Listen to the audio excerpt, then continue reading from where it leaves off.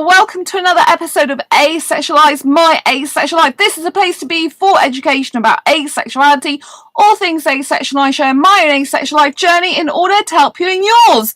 If you haven't already subscribed, please hit that great big subscribe button. If you're watching on YouTube, don't forget to hit that bell icon so you get notified of every time I go live like now or post a new video. If you're watching on Twitter, because I'm simultaneously streaming tonight on Twitter, on Facebook and YouTube, so if you're on Twitter, don't forget to follow me. Keep following because it's Asexual Perspectives Month where I'm going live every single day. And also on Facebook, don't forget to post your comments and follow my live videos. Hit the follow button under my live videos. You must do that if you want to keep getting notified of when I go live. So today I'm going to be talking about pain into gain.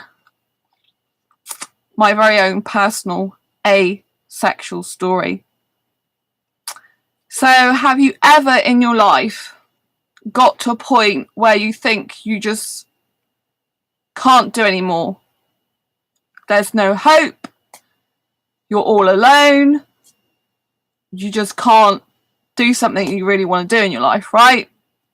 Seems like everything's stopping you from doing this thing, and you finally get to that stage where you want to give up, right? And so if you don't know my personal story of how I came to find out I was asexual, it was in 2014, and I'd been dating some guys before then, and the expectation of sex at the end of the night was just too much to bear. Like, I was nearly wetting myself, you know? I was feeling nervous and anxious, and I just really couldn't take any more of it, right? Because, you know, guys would go on dates with me. One guy went on a date with me. He asked me to be his girlfriend, and I told him I didn't like sex.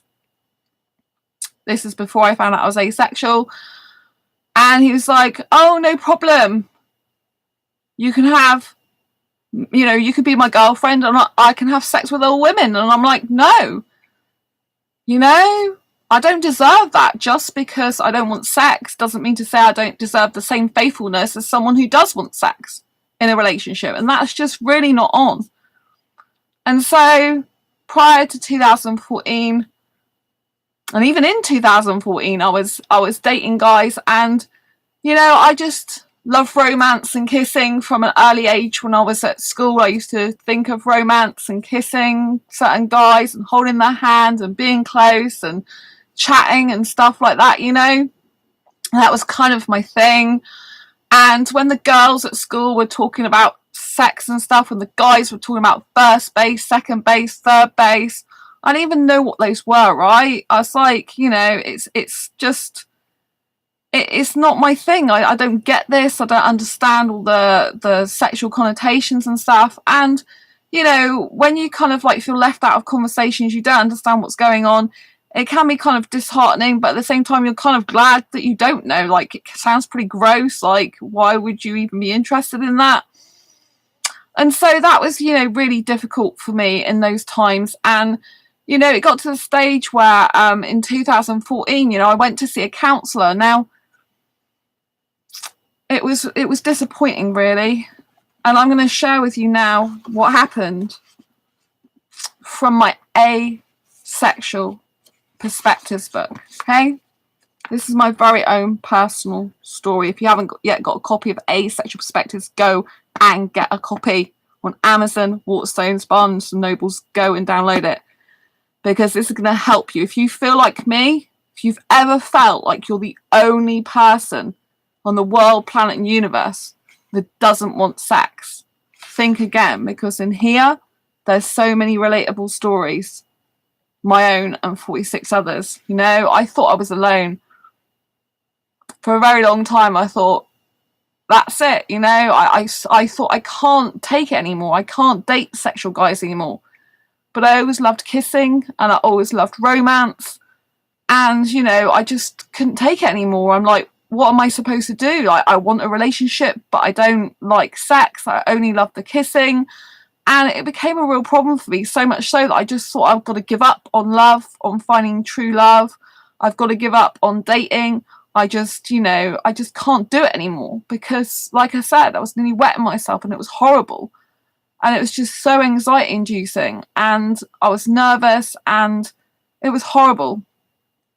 So I went to this counsellor and basically this is what happened next. I think there is something I should tell you. I was told I did not need to come again by the previous counsellor. And then I got a phone call from you and I did not know why I had been put on any waiting list. As the previous counsellor said, I no longer need counselling because I knew all of the answers to my own questions. I am still trying to work out exactly why I am here. The only thing I can possibly think it was the previous lady, I forget her name, as it seemed like over a year ago. In fact, I think it was over a year ago. I told her I had a problem with not wanting sex in a relationship, and she thought it was because a guy tried to take advantage of me when I was only 15. But it isn't the reason, as I had all my sexual relationships after that incident. It's really difficult for me to talk about it because until I spoke to her, I did not even realise it was attempted rape. Because I didn't actually say no and I liked kissing him. He showed me a condom and I was very naive back then. Very, very, very naive. And sweet and innocent. I was brought up in the countryside and did not even think about sex. It never crossed my mind. And it never even crossed my mind that he was thinking about doing that with me. And when he opened the drawer and he showed me the condom, I just said, that's nice. Because obviously I felt like he was showing me something he liked. So it's natural to just say, oh, that's nice for you, basically. I had no idea he was thinking about using it on me. I had no idea he was thinking about using it. Well, he didn't. I mean, he did not even try to use it. He tried instead to remove my underwear and force my hand on his penis, and it was disgusting. And I closed my eyes. I really didn't want to see that. It was horrid. I managed to physically stop him having sex with me. I stopped him doing that by crossing my arm over me and physically blocking him. I've hardly ever told anyone about this. I was invited to join a group that specialised in talking about rape with other rape victims, but I do not consider what I went through to be that bad compared to what others have actually been through who have been raped. And to be honest, I don't think it's going to be any good to go there and listen to other people's horrific stories, as I feel it will make my mind worse. I used to just call it a bad incident in my life to myself. I was 15 at the time and he was 18, so I would have been underage because I live in the UK and the legal age for sex in the UK is 16. She listened patiently, not saying much, and that was the beginning of what I thought would be a very good way forward for me in my life to chat this through and to find out how I can have a loving relationship without sex, as I did not associate sex with love, despite that being the best thing about my last long-term ex of 8.5 years. He was good at, dare I say it, having sex with me. And in this respect, I thought I would not get another better than him. Despite the fact that in the end, he was horrid to me and very abusive, he was the most gentlest and kindest person I had been with in this way. And he was very good at foreplay. Although I had always preferred his finger and his penis, but he liked sex. And I would rather have preferred just have his finger forever and his lips. When I had sex with him, it was the only time I got to see the reason why I fell in love with him. in the first place. And looking back now, this is the reason that I liked that time with him. Not because of the sex itself. I was petrified of getting pregnant, even though I was on the pill. He preferred to do it the natural way and would prefer to wait a couple of months to do it that way rather than use a condom. I preferred the security of using the condom and the pill. I knew I never wanted children in my whole entire life. And to be pregnant for me would be the worst thing in the world. And this is not the type of thing you can discuss with your mum. You can't say, hey mum, I don't want to leave my boyfriend, now ex, because he is the best thing I've ever had in terms of sex and catering to my needs in this way. Even if we do not have it for a couple of months, he will still be with me. I did not like the movement of his penis at times, as it reminded me of that incident when I was 15 and my hand had been forced. I also cried sometimes after sex, as it felt too emotional for me and too raw, like I had a physical open wound that had been opened up more. I would like to be in a relationship again, but I just don't want sex. I don't associate sex with love, and I really don't want to do that again in my life. Surely there must be people who have relationships without it. I just want a guy to love me and like me for my personality and to stay with me for that. Sure, I would like a guy to like the way I look, but stay with me because he knows there is not another like me in terms of personality. But I seem to attract the wrong guys, the guys who want it all the time, and I'm worried I will never find a guy to love me without sex. She looks down on me with a serious face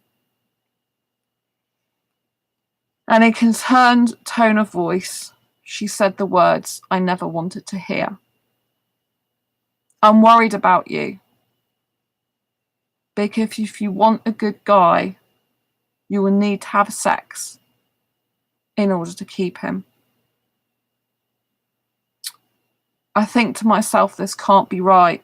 Why should I have to have sex to keep a good guy when I don't want to?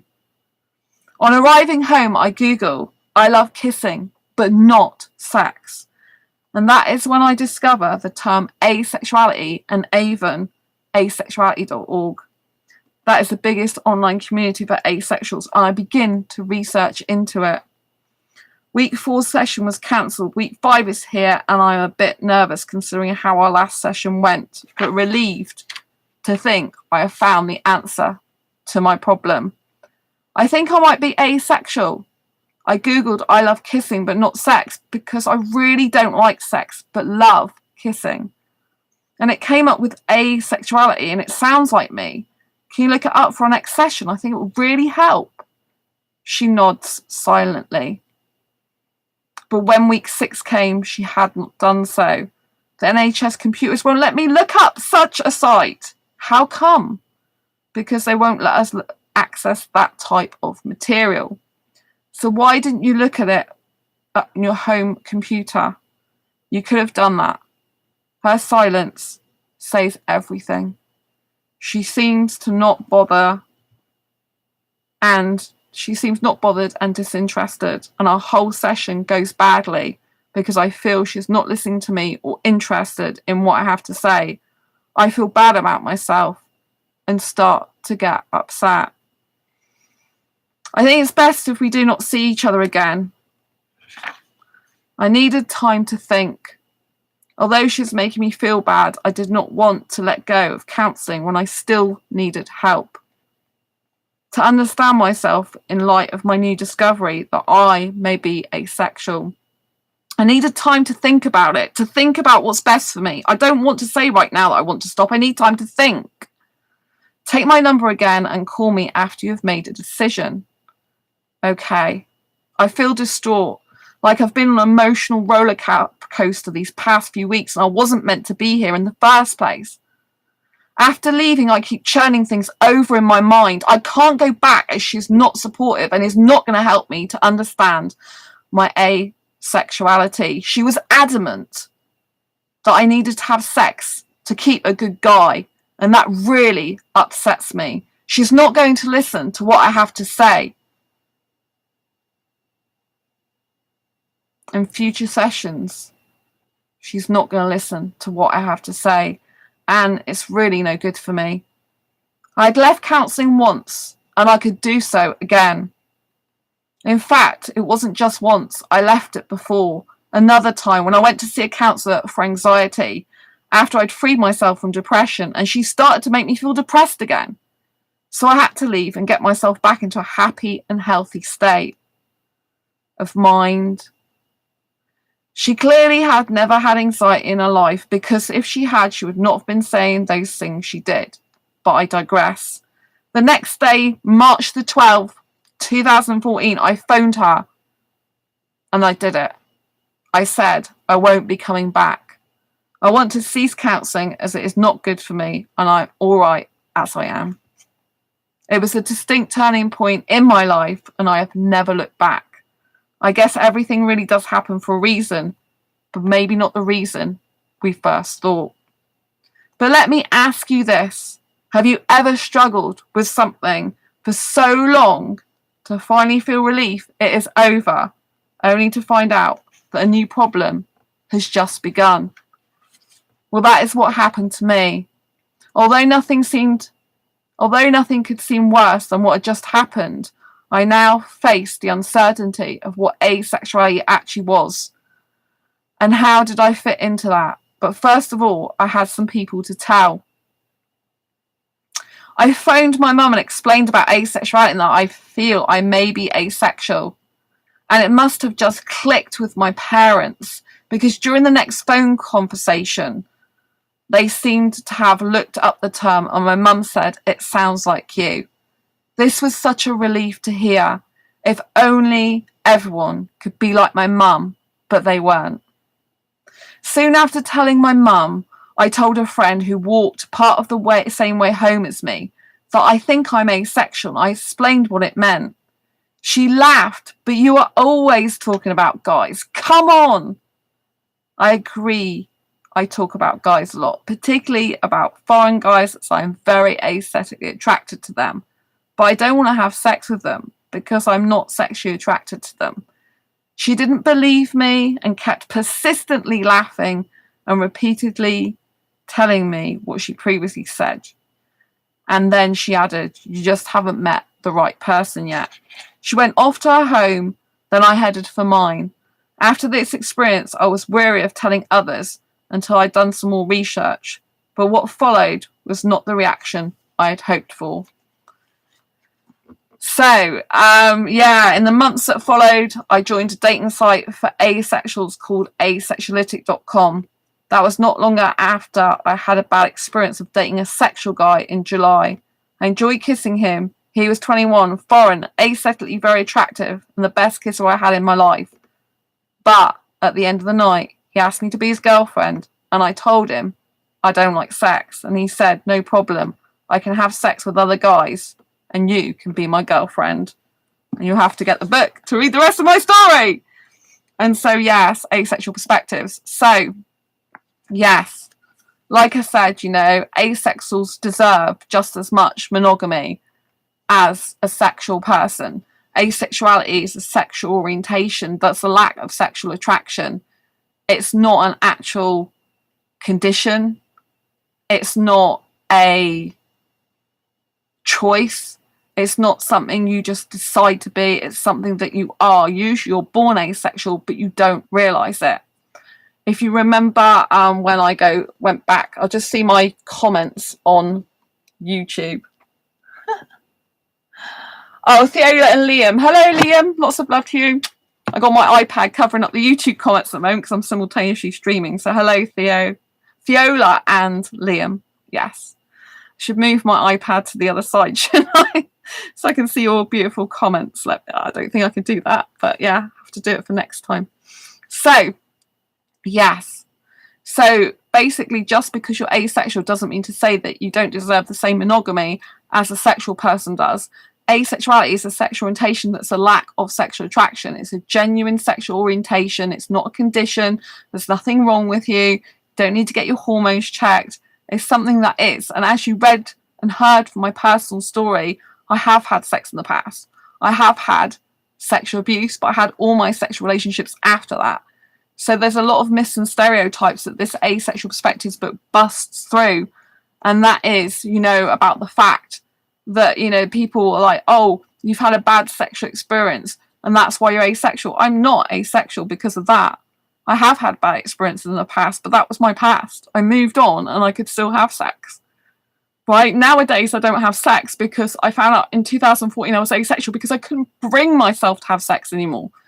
2011 is the last time I had sex. Sometime in October 2011 with my last long-term ex, right? I was in a serious committed relationship with that guy for a long time. But after that, I just couldn't bring myself to do it with any guys I dated, anyone I was interested in. I just couldn't do it. I couldn't even force myself to do it. Not that you should force yourself to do anything. And then, like, as you heard in my personal story, it wasn't until 2014 when I went to see a counsellor. And she said, I have to have sex if I want to keep a good guy. But I was absolutely horrified. A guy isn't good for someone if he's pressurizing her or only being good if she has sex with him. Right? Asexuals love through a deep emotional connection. We don't love through genitalia. This is not how we work. I'm just going to see the comments quickly. Hello. So Liam, go to the comments on YouTube. Liam, hey, beautiful Sandra, you're a beautiful person. So sorry that happened to you. Thank you, Liam. Liam, total crap. You don't need sex at all. Sex is overrated. I totally agree. You're amazing, Sandra. You're a good, loving person. Fiona said you're amazing. Yes. Oh, that's beautiful. Thank you. I don't know if I can put my iPad over there now. I've got it lined up somewhere else. I don't think I can do it. Let's see if I can do it. Oh, my God. I don't think it's going to rest. I'm trying not to cover the comments up on YouTube. So, oh, I'm covering myself up now. Oops. I think I'm going to have to put it back. Let's see if I can switch it over there. Sorry, people. I'm putting my iPad the other side so I can see your comments. Right. Let me move my chair. That's better. So, I need to move everything over because I'm streaming simultaneously here. Right. So, yes. So basically, yeah, you don't need to have sex in order to get love, right? There's so many people out there right now who are struggling because they know that they're different, you know?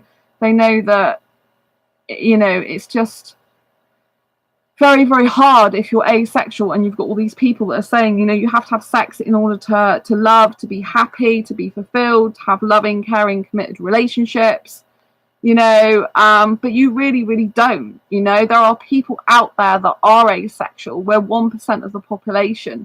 So that's like 1 in every 100 people you meet is likely to be asexual, you know?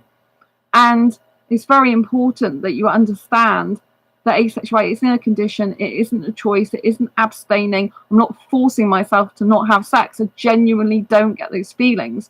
I don't get the need, urge, and want for partnered sexual intercourse. It just doesn't happen like that for me, right? You know, it's just like not the way I feel. Thiola, one man told me, well, you're not hormonal. He said he liked Rihanna and Beyonce. He said they are really beautiful. Yeah, I mean, asexuals can still be beautiful. They can still have beautiful bodies, beautiful faces, beautiful minds, beautiful spirits. You know, you don't need to have sex in order to prove your beauty. In fact, it's more beautiful that if you can have a relationship without that, because you know that you love the person truly and you know, spiritually, intellectually. You know, I have I have a friend who's not asexual. He's actually Indian and he's very respectful of me, and he lives in the UK and he's very respectful of me. He doesn't talk about sex at all or anything like that. But the reason he doesn't do that is because I'm asexual and he cares about me and respects me. But in a relationship, he would still need sex, right? And we were talking about stuff like relationships and, you know, for example, me and him couldn't be in a relationship because he's sexual and I'm asexual, and he said his mindset's different to mine.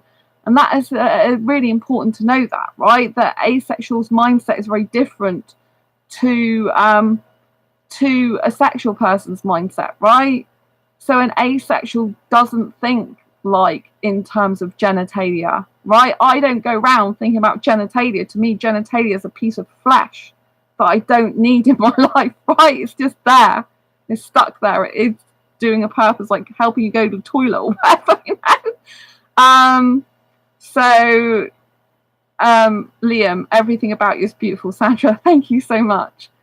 So, you know, this guy and me were having a text conversation, and we were saying, you know, that we wouldn't be suitable for a relationship because, you know, we're both different, but we both get on really well, actually. We've got quite a lot in common. So, but it's nice to have a friend who's Indian in the UK. It's really nice to have that. And I know he likes me, which is nice. And I like him. But, you know, like in terms of relationship, I need an asexual guy for me. I can't be with sexuals anymore. If you heard my personal story, I just can't do it anymore. So one day I hope to meet my Indian asexual real soulmate. No, the real deal one day. Because I know I want an Indian guy, but he's got to be asexual, because I was explaining that I would never be able to trust a sexual guy. I would always think he would be flirting with other women, cheating, chatting them up, having sex with other women. And so for me personally, I need an asexual guy, right? Or to stay single forever, which might be the case. It's good to be single anyway, you know? But yeah, and the only way a sexual guy would work out with me is if he loved kissing, if that was his thing, and he really didn't need sex and wasn't interested in women's bodies, you know? But that's kind of going to be like probably it. But, you know, I really need someone on the asexual spectrum, I think, you know, because it's just, you know, I can't be with a sexual person with all that worry. You know, relationships are difficult enough, I think, without having the worry of whether someone's going to be having sex with someone, chatting someone else up and that. With a asexual, genuine asexual guy, you haven't got that worry, you know, although they can cheat emotionally. So you've got to be careful of that, right? But yeah, so for me personally, you know, like, it's not a good guy if a guy's trying, you know, if a guy can only be good and well behaved and faithful if you're having sex with him, then he ain't my guy, is he? You know what I mean? And so asexuals deserve just as much respect, love, kindness, and caringness as any other sexual orientation, you know? And this friend I've got, he's Indian, he is very respectful, so I don't talk about sexual stuff to you because I know you don't like it, you know? And so that is really nice of him to do that. You know, and so when I talk to him, it is like talking to asexual guys, because he's not showing me any side of him that's sexual, apart from that he, you know, that I know he likes porn and stuff. That's the only time he's telling me verbally. He's not telling me what's in it. He's just telling me that's what he likes and stuff. So he likes sexual stuff, you know. But his mindset is very different, and I think that's a key issue if you have a relationship, like a potential relationship with a sexual person. The mindset's very different usually, you know, because like I said to him, I'm not interested in genitalia. It does sweet FA for me. I'm not interested, right? But people who watch porn, they're fascinated by genitalia and these type of things. And for me, I'm just not interested in it. You know, it does. I'm interested in when I talk to asexuals, like I'm interested in their mind and their soul and their spirit. I'm interested in an emotional connection with them. I'm interested in talking about hobbies and interests. I'm interested in sharing projects. I'm interested in motivating and inspiring and educating each other. I'm interested in like pure love without the sex and pure friendship without sexual stuff, you know? I mean, I love having asexual friends. It's absolutely incredibly beautiful, you know?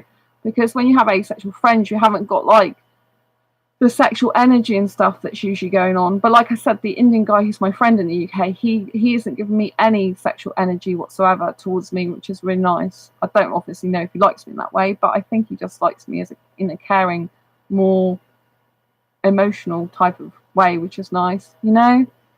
So, but it is a shame that there aren't more sexuals in the world that could live without sex, you know, and see what we see. But, you know, they're wired differently. A lot of sexuals are wired, obviously, to have sex. And it's very important for them. And that's the way their brain thinks. That's the way their instincts are. But it's very interesting, isn't it, how different asexuals are in their mindset. You know, like for example with me, I don't look at a guy ever and think I want sex. I think I want to chat to you, I want to spend time with you, I want a deep emotional connection with you, I want to cuddle, kiss and hold hands with you if I want a relationship with that person. You know, and I just want like a bestest ever. I've got bestest friends. I've got 3 best friends. So don't think I'm lacking in best friendship. I've got 3 best friends, right? So I don't actually need any more in that sense. But obviously, if I was getting into a relationship, then I would want the guy to be my best friend also, because that's what you should be doing. You should be having a partnership, you know, a relationship with someone who you think's your bestest ever friend and feel that way about them. It should be natural that you feel that way about them. Yes, says Ciola. You know, so you know, it's very important that we understand like what motivates asexuals to have sex. Like I said, I've had sex in the past, you know, and obviously I've got my Asexual Guide to Sex book coming out that I'm still finishing off, which I'll be working on this weekend. I'm really excited about that. I do love writing the book. As a sex repulse, for me, asexual, it's kind of hard because it's like I'm writing stuff that repulses me a bit, whereas I find it really curious and interesting at the same time. So for me, you know, I had sex with my last long-term ex because that's the time he was good to me.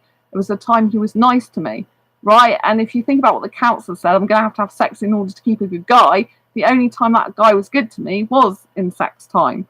He was like a completely different person. He was really kind, really caring, put my needs first, always stopped if I asked him to. Like, he's one of the, you know, he was one of the most, well, he was the bestest guy I'd ever had in that way, right? But it wasn't the sex itself that I was interested in. It was the time with him and the intimacy and the kindness and caringness that he showed me in that time.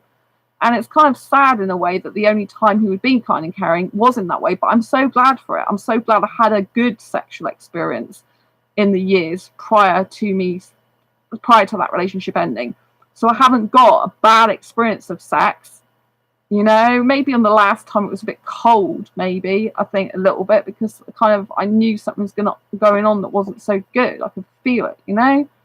I thought it was a little bit colder than usual, but the actual experiences with him sexually were good. I don't have any problems with them. So, you know, the fact I don't have sex now is just the fact I really don't get that need, urge, or want, you know. I don't feel that way. You know, I sometimes ask myself, could I do that again? Physically, possibly I could, but it's not something that I really want. You know, if I did that, it'd be like a one-off or something, because I just get so bored and I don't want that anyway. This is what I mean. Do you know what I mean? Like, if you're with a sexual, for example, if I was thinking about being with a sexual guy, I had a boyfriend, I was thinking about having sex with him again, it'd be like maybe one-off time. Obviously at the moment I can't even do that, but if I was thinking about ever doing that, I'd be like, oh yeah, I've done that now, I'm bored now, you know what I mean? Because I'm really not my thing. I'm not interested in it. I just don't like it, and I really don't want to be seeing a guy's bit anymore and stuff like that. I really don't want to be naked anymore and stuff like that. So do you know what I mean? Sexuals tend to need sex regularly for them. And like I said, with my last long-term ex, the reason why I stayed with him for so long is because we would go 2 or 3 months without doing that, because he liked the natural bait and, you know, and stuff. And so he would have to wait, and he would rather wait for that. So we did other things like touching and stuff like that. But these days, I'm very, like, not into even touching. Then, you know, I don't mind touching a guy's chest, but not below the waist. So, you know, it's very interesting how you can change over the years that you're on planet Earth, if you like. You can actually change, you know, you can change the way you feel about sex and sexual relationships as the years progress. You know, I didn't realise that I didn't like sex or need. Well, I've always realised I didn't really like sex, but I never realised that until 2014 that I was asexual, and until after my last long-term ex in 2011, I never realised how much I just couldn't do it. You know, Reza. Nice room. Oh, with the hearts. Thank you. Lots of love to you. Yeah, I love my home. I absolutely love it. That's why I've got everything I need right here in the UK, apart from my Indian asexual soulmate, wherever he is, the real genuine one. You know, I met a guy recently who turned out not to be the one after all, but never mind. These things happen, don't they? It means the real deal's out there somewhere. And so, yeah, but yes, I love my home. I love living in the UK. I would never want to move. You know, like, this is Disney. I love being a Disney girl. So for me personally, you know, rather than having sex, I'd rather hang out with my cuddly toys, you know, because that's the way I think. I like cute, cuddly, fluffy stuff. I like sweet and innocent relationships, like the kissing, the cuddling. Theola's like, yeah, I love your room. So I like the kissing, the cuddling, the holding hands, you know. I just don't like the sex. It's not something that interests me. And you know, if I think about being with a sexual guy again, I think, you know, it'd be so difficult, because if I was to try having sex again, I would just get so bored really quickly. It's not my thing, you know. I would prefer to have a guy. My dream would be have a beautiful asexual guy, and he would be, you know, like I said, my bestest ever friend, and we'd have that teenager style relationship, you know, where you're just up, or you're up and late at night, you're chatting with each other, maybe you're having like midnight snacks and something, you're just looking into each other's eyes, and there's no sex talk going on, but I love kissing, so I'd like loads of kissing, and then stroking of hair, and stroking cheeks, and just all the playful stuff you do when you're a teenager, that when you get to adultness, it just goes, right? It's like, what is it with that? You know, just because you're older, it doesn't mean to say that you have to give up that stuff, right? Some of the most beautiful, precious moments are actually when you're a teenager, and we should be living our teenager life like in the future, because we should be living those beautiful, special moments, right? Do you remember when you're a teenager, you can have a relationship as a teenager for 2-3 years, and you're not having sex, you're just like hanging out with a person, maybe you're going to college with them, you're holding their hand, you're kissing them in break time, you're like texting them in the middle of in your breaks and stuff, maybe you're texting them when you shouldn't be, and all that type of thing, you know. And I just love all that type of relationship stuff, you know. Oh, Theola, but you're so determined you never give up. Liam, I know someday you will find your beautiful soulmate one day. Thank you. Yeah, well, I have decided at the moment that I am focusing on my career. I think it's a very good opportunity for me, because, if you don't know my personal story, if you follow me on this channel, you'll know that since 2014, I thought I had an Indian asexual soulmate. And then I met someone this year, and kind of all those love feelings just went for this guy, like a channel, like a stream to him, but it didn't work out, so that's it. And I found that really difficult at first, but now I'm thinking everything happens for a reason, and so, you know, like I feel quite at peace and calm that I did that I met that person, and that's where it led, that kind of chain. I still think I've got an Indian asexual soulmate out there somewhere, I still do, but I'm kind of calm now because I'm going to focus on my career this year, and probably for the foreseeable, and enjoy being single again. I'm not actively pursuing a relationship anymore. I need time to heal from that. And also, you know, I just think it's better for me to be single for now and pursue my dreams. You know, I kind of feel that all those 7 years I was so pursuing a guy, and now, because it's led me to that guy and I've met him and it didn't work out and it wasn't right, then I can kind of like think, I don't have to keep pursuing that anymore, because it's done, it's over with, that's it, that's life, you know, and I can just get back to being beautiful me. And I just feel very calm and at peace. The one thing I really did like about that situation was because I wasn't on Facebook dating anymore, I wasn't pursuing other guys. I still have some guy friends that I talk to, but, you know, like it was kind of like I was more calmer and settled in that way, and I really liked that. And so now I feel more calm and settled, and I want to keep it that way. I don't want to be going back on dating. I'm still on asexual dating sites. I'll always be on those, even if I get a partner, because I'll just put I'm in a relationship. Because I use, you know, I talk to asexuals on there about my book, and I help asexuals, you know, in forums and stuff like that. But for now, I'm really happy to be single, to be living my life and stuff. And I think when you're asexual as well, it does give you the great opportunity to be able to focus on your goals, ambitions, and dreams more, and pursue your passions more, and things like that, you know. And I think, like I said, everything happens for a reason, and I think it's very, very important that you take the opportunities given to you in life, and you have to think, like, what does this mean? Like, for 7 years, like I said, I was really upset. I was really upset at the time. I thought, God, it's led to this person. I was very disappointed. I'm like, this is not how it's meant to go. It's not how it's meant to be. But I realised that it's better that I don't be with that person, because they're not any good for me. And I need someone who'll appreciate me and love me for who I am, like, eternally, right? And not question it. And so, you know, like Liam says, one day I'm sure I will find my soulmate. But for now, I think I just need to be my own person, live my own dreams, like do my own career, because I'm going to be starting a new podcast. I'm still going to be doing this asexual channel, but in November I'm going to be starting a new podcast and channel well, I already got the channel, but it's going to change format in November for an entrepreneur channel.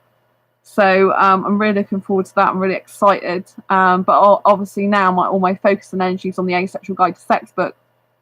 And I was saying, like, why do some asexuals have sex? And it's for a variety of reasons. Some asexuals do have sex still. They have it because they have a sexual partner, because, we're 1% of the population, which does make us less.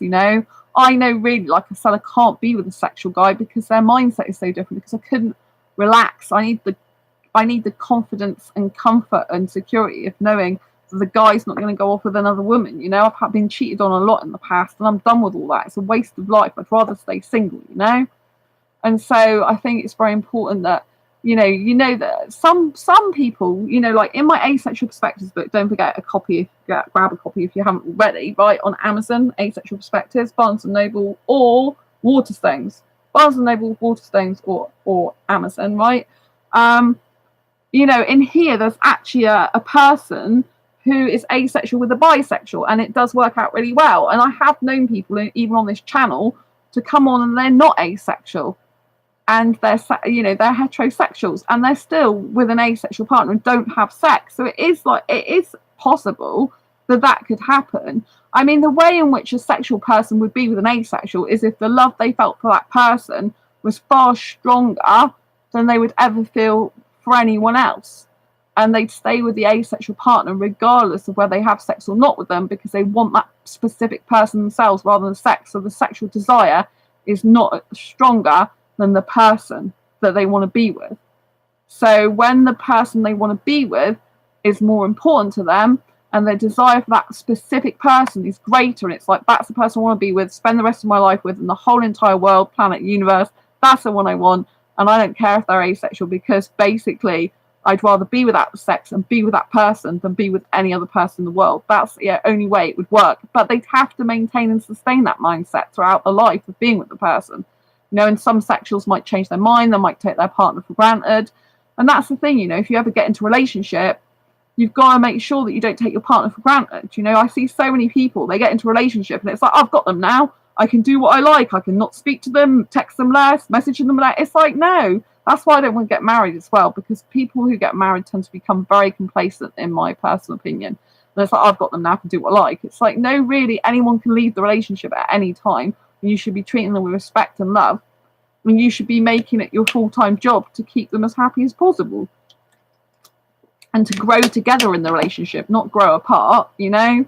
So you should never get into a relationship unless you've got the mentality of, like, how can I create a future with this person? How can I grow with them and grow as a person? How can we support each other and help grow and develop each other, right? So like I said, if you're a sexual person that wanted to be with an asexual, you would have to think that specific asexual person is the best person in the world for you to be in a relationship with, and kind of giving up the sex or giving up the idea of having sex again would be fine for you to do because you love that person, but you should never do it out of resentment, or if you're going to resent it, don't do it, because it isn't going to work. It's just going to be like a case of, oh, well, you're not having sex with me a few months or a few years down the line, right? Because some people like me who genuinely sex repulsed, I would feel like it was abusing my own body if I was to do that and I didn't want to do it, right? But I was doing it for the sake of someone. But there are asexuals that have sex because their partner wants it.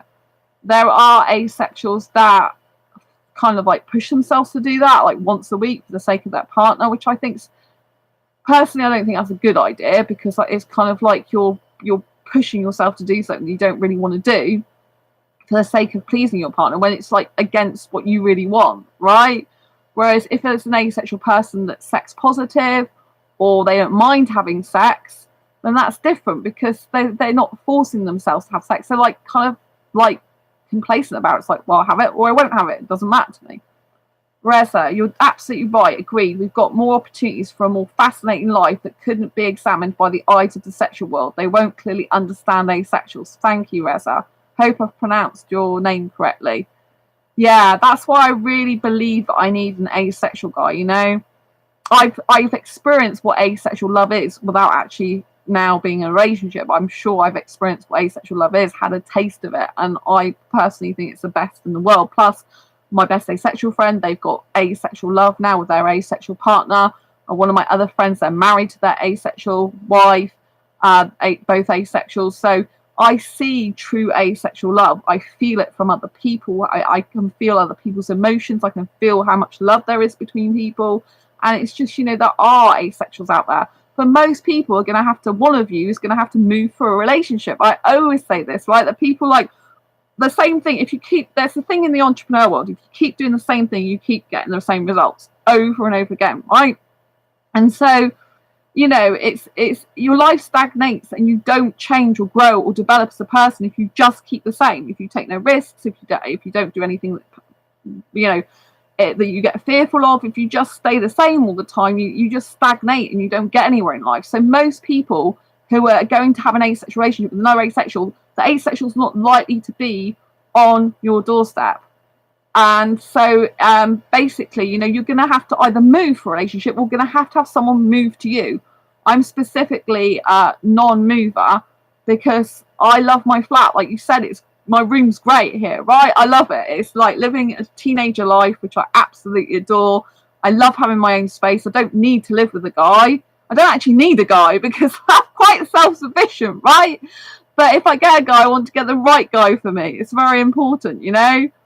And as someone who makes me feel calm and relaxed, not anxious and on edge, someone who's very crystal clear on what they want, very committed, very stable and strong and secure. You can't have a relationship with someone who's all the friggin' all over the place, you know, who's like the Leaning Tower of Pizza or Pizza. Let's go for the pizza. Leaning Tower of Pizza. You'll be wanting to eat soon. I don't eat pizza, but you know, like you can't have it if it's a leaning tower like this, can you? You know what I mean? It's like it's going in the opposite direction away from you, right? Viola, yes, your Indian soulmate your soulmate is Indian. He's out there. Yes, I know my soulmate's Indian. He's out there, but for now, I am going to build my career because I need the time for myself. The amount of work I'm going to have coming up for my self-employment stuff in the next few months is just going to be humongous. But I'm still recovering from my broken ankle at the moment. So, you know, I can't do as much work as I would usually be doing. I'm off from my day job at the moment, you know, so this is like, I'm talking November time, you know, when I'll probably be back in my day job by then. So, you know what I mean? But, you know, and obviously, the book is very therapeutic for my mental health, the Asexual Guide to Sex, because I love writing. So that's good where I heal, because obviously when you've had trauma, even with an ankle injury, it's still trauma at the end of the day. So it affects you mentally, emotionally, physically. And so it's really important that you take time out for you. And so for me, doing the Asexual Guide to Sex book is like therapy. And I've got a lot of people wanting to buy it. I'm surprised at how many asexuals really, really want to buy the Asexual Guide to Sex, but I'm so happy. And, you know, if you buy a copy of it, it just helps to raise awareness of asexuality, and it helps to get it to a more global market, because obviously, you know, for me, that Asexual Guide to Sex is a safe sex book. It's like, don't have sex if you're asexual until you've read this book, and, you know, and make an informed choice or decision if you really want to go ahead or not. But, you know, some people in the asexual community that are sex positive, they feel left out because they're like, oh, people say that you can't have sex if you're asexual, but you can. Your physical genitalia, right, is usually still fully operational. Just because you're asexual doesn't mean to say there's any weird stuff going on with your genitalia. It's like when people go, oh, well, you know, like, you know, you're asexual, but you don't experience arousal. It's like, well, actually, personally, for me, I do experience arousal. I have zero sexual attraction, but lots of arousal in certain situations, right? And so arousal is not the same as sexual attraction. Arousal is a feeling in your genitalia. It's like a sounds like some sort of sci-fi movie like sound noises there. Theo, I hope your ankle will get better soon. I'm okay. I've been to physio. It's going to take up to at least another 8 weeks to get better since last week. So it's going to be another couple of months, but it's okay because everything happens for a reason, right? And, you know, I'm glad I met the Indian guy that I thought was my soulmate wasn't. I'm actually grateful for that experience, because all those 7 years I was searching for this guy and it led to him. I can kind of rest now, and it's like I got the guy, I met him. He wasn't the actual soulmate guy forever, But, you know, it led to him, and that's done now, and I can kind of relax because I don't have to relentlessly look for a guy now. And it just, you know, didn't work out. Not the right guy. But anyway, so it just means that I now need to focus on my career and myself, and, you know, getting that confidence back more, and, you know, building a foundation of stability for myself, you know, and looking forward to a beautiful, beautiful asexual life, you know. And I do actually love being single, and I am really good on my own. It might be that I'm just better off being single, but I think with the right guy, if I met the right guy, he would probably help me to feel calm and relaxed around him and stuff. And I'd feel a lot happier, you know, in terms of being around a guy. I feel happy on my own, by the way. But, you know, I kind of feel like, I was thinking, like, I feel like yesterday, like, I feel at peace with my soul now. That for 7 years I've been searching for this guy. It led to him, and, you know, it wasn't right. It's like, we can't be together. It's not the right guy for me. But I had that experience, and it's kind of like all that emotion went to him, and now it's kind of like it's done, that kind of chapter in my life. It's kind of like closed in that way, but I still know I've got an Indian soulmate out there who I believe is asexual, because I can't see me with a sexual guy, you know? So I don't know where the heck my actual soulmate is. I don't know why they are forcing the vaccines. Oh, we're not going to talk about vaccines on here.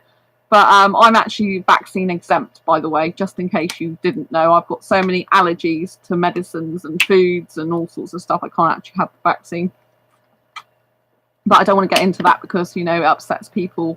Different people have different views of vaccines, don't they? And we want to keep it happy on this channel. We don't want to be talking about all that stuff. We want to be keeping it real and raw and authentic, you know? So like I said, with my personal asexual story, you've got it in the book. You can read the rest of that. Also, you know, like, I've been on asexual dating sites, like I said, looking for my soulmate since 2014. I've been on asexuality.com since then, ace-book.net. And, you know, like, that's a long time, from 2014 to like 2021, looking for this guy, right? I mean, it's over 7 years, and it's kind of crazy, right, that a female especially would do that. But I believe, you know, it shouldn't be like limited to gender. Like, you should be going after your dream. And I do believe you should go out there and get what you want in life, right? And I think, you know, I think life is too short. And when you see an opportunity, you should actually go for it, because you don't know what's going to happen tomorrow. Like, you know, like, especially if the person's right for you for a relationship, you should go for it, because obviously, you know, like, no job or anything can replace true love, right? But obviously that guy can't be my true love because, you know, we're not suitable for each other, right? But it's kind of like, all those 7 years has been a really good learning experience for me. Like, I've met lots of different types of guys, you know, had different experiences. And, you know, I just think now I don't have to carry on relentlessly searching at the moment, because, like, I found the guy who's not right. And, you know, like I said, I was really upset about it, because I'm like, this is what happened. Like, all those emotions goes to this guy, and it's just not right. But,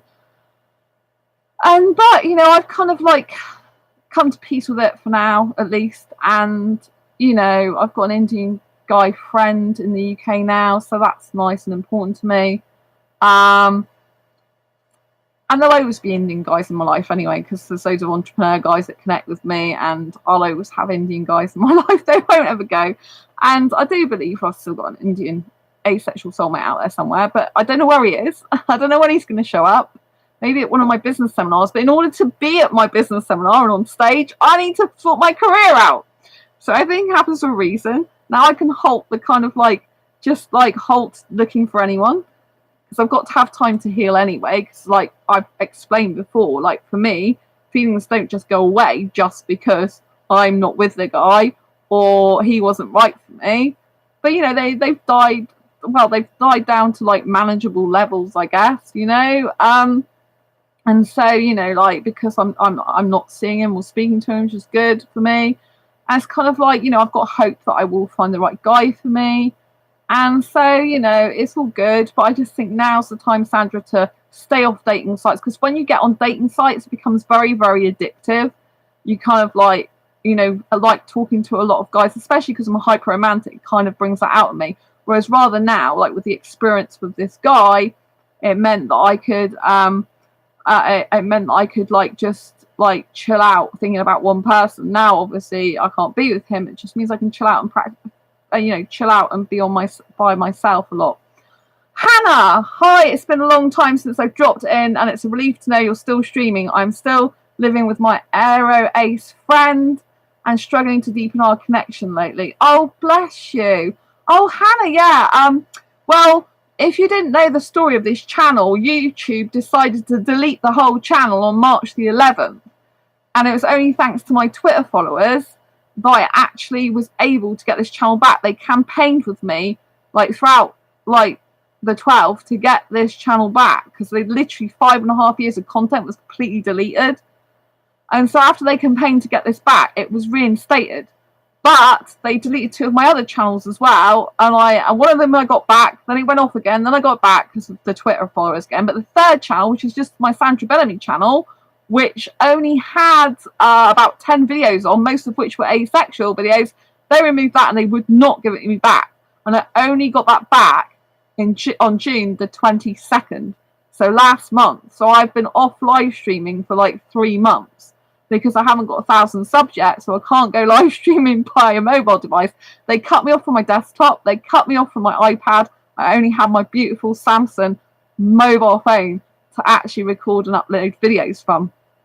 And so that's what I did, and my phone was getting completely full, but I wanted to keep in touch with you. And I wanted to come back on the show, so I was so delighted on the 22nd when YouTube finally said, no, it doesn't break any rules, your other channel. None of my channels break rules. They're because they put it in the scam, spam, or deception thing. And I'm like, doesn't deceive. I'm educating people. It's my own life. It's original content. I'm not going and copying someone else's stuff off the internet, right? This is what I like about this channel, right? This is what I like about this book. If you want to know what's good about this book, it's not just textbook definitions of asexuality you can pick off the internet. It's actually showing you real life asexual stories, raw and real, actually, the true life stories from the people themselves, because so many people are just churn out videos that are stuff you can find on the internet anywhere, right? I share my own asexual life journey in order to help you in yours. I tell my own personal story ongoing. It's a bit like a reality TV chat show, this, right? Where I'm constantly telling you what's happening in my life in order to help you so you can see asexuality in real life context, which is what the Asexual Perspectives is about.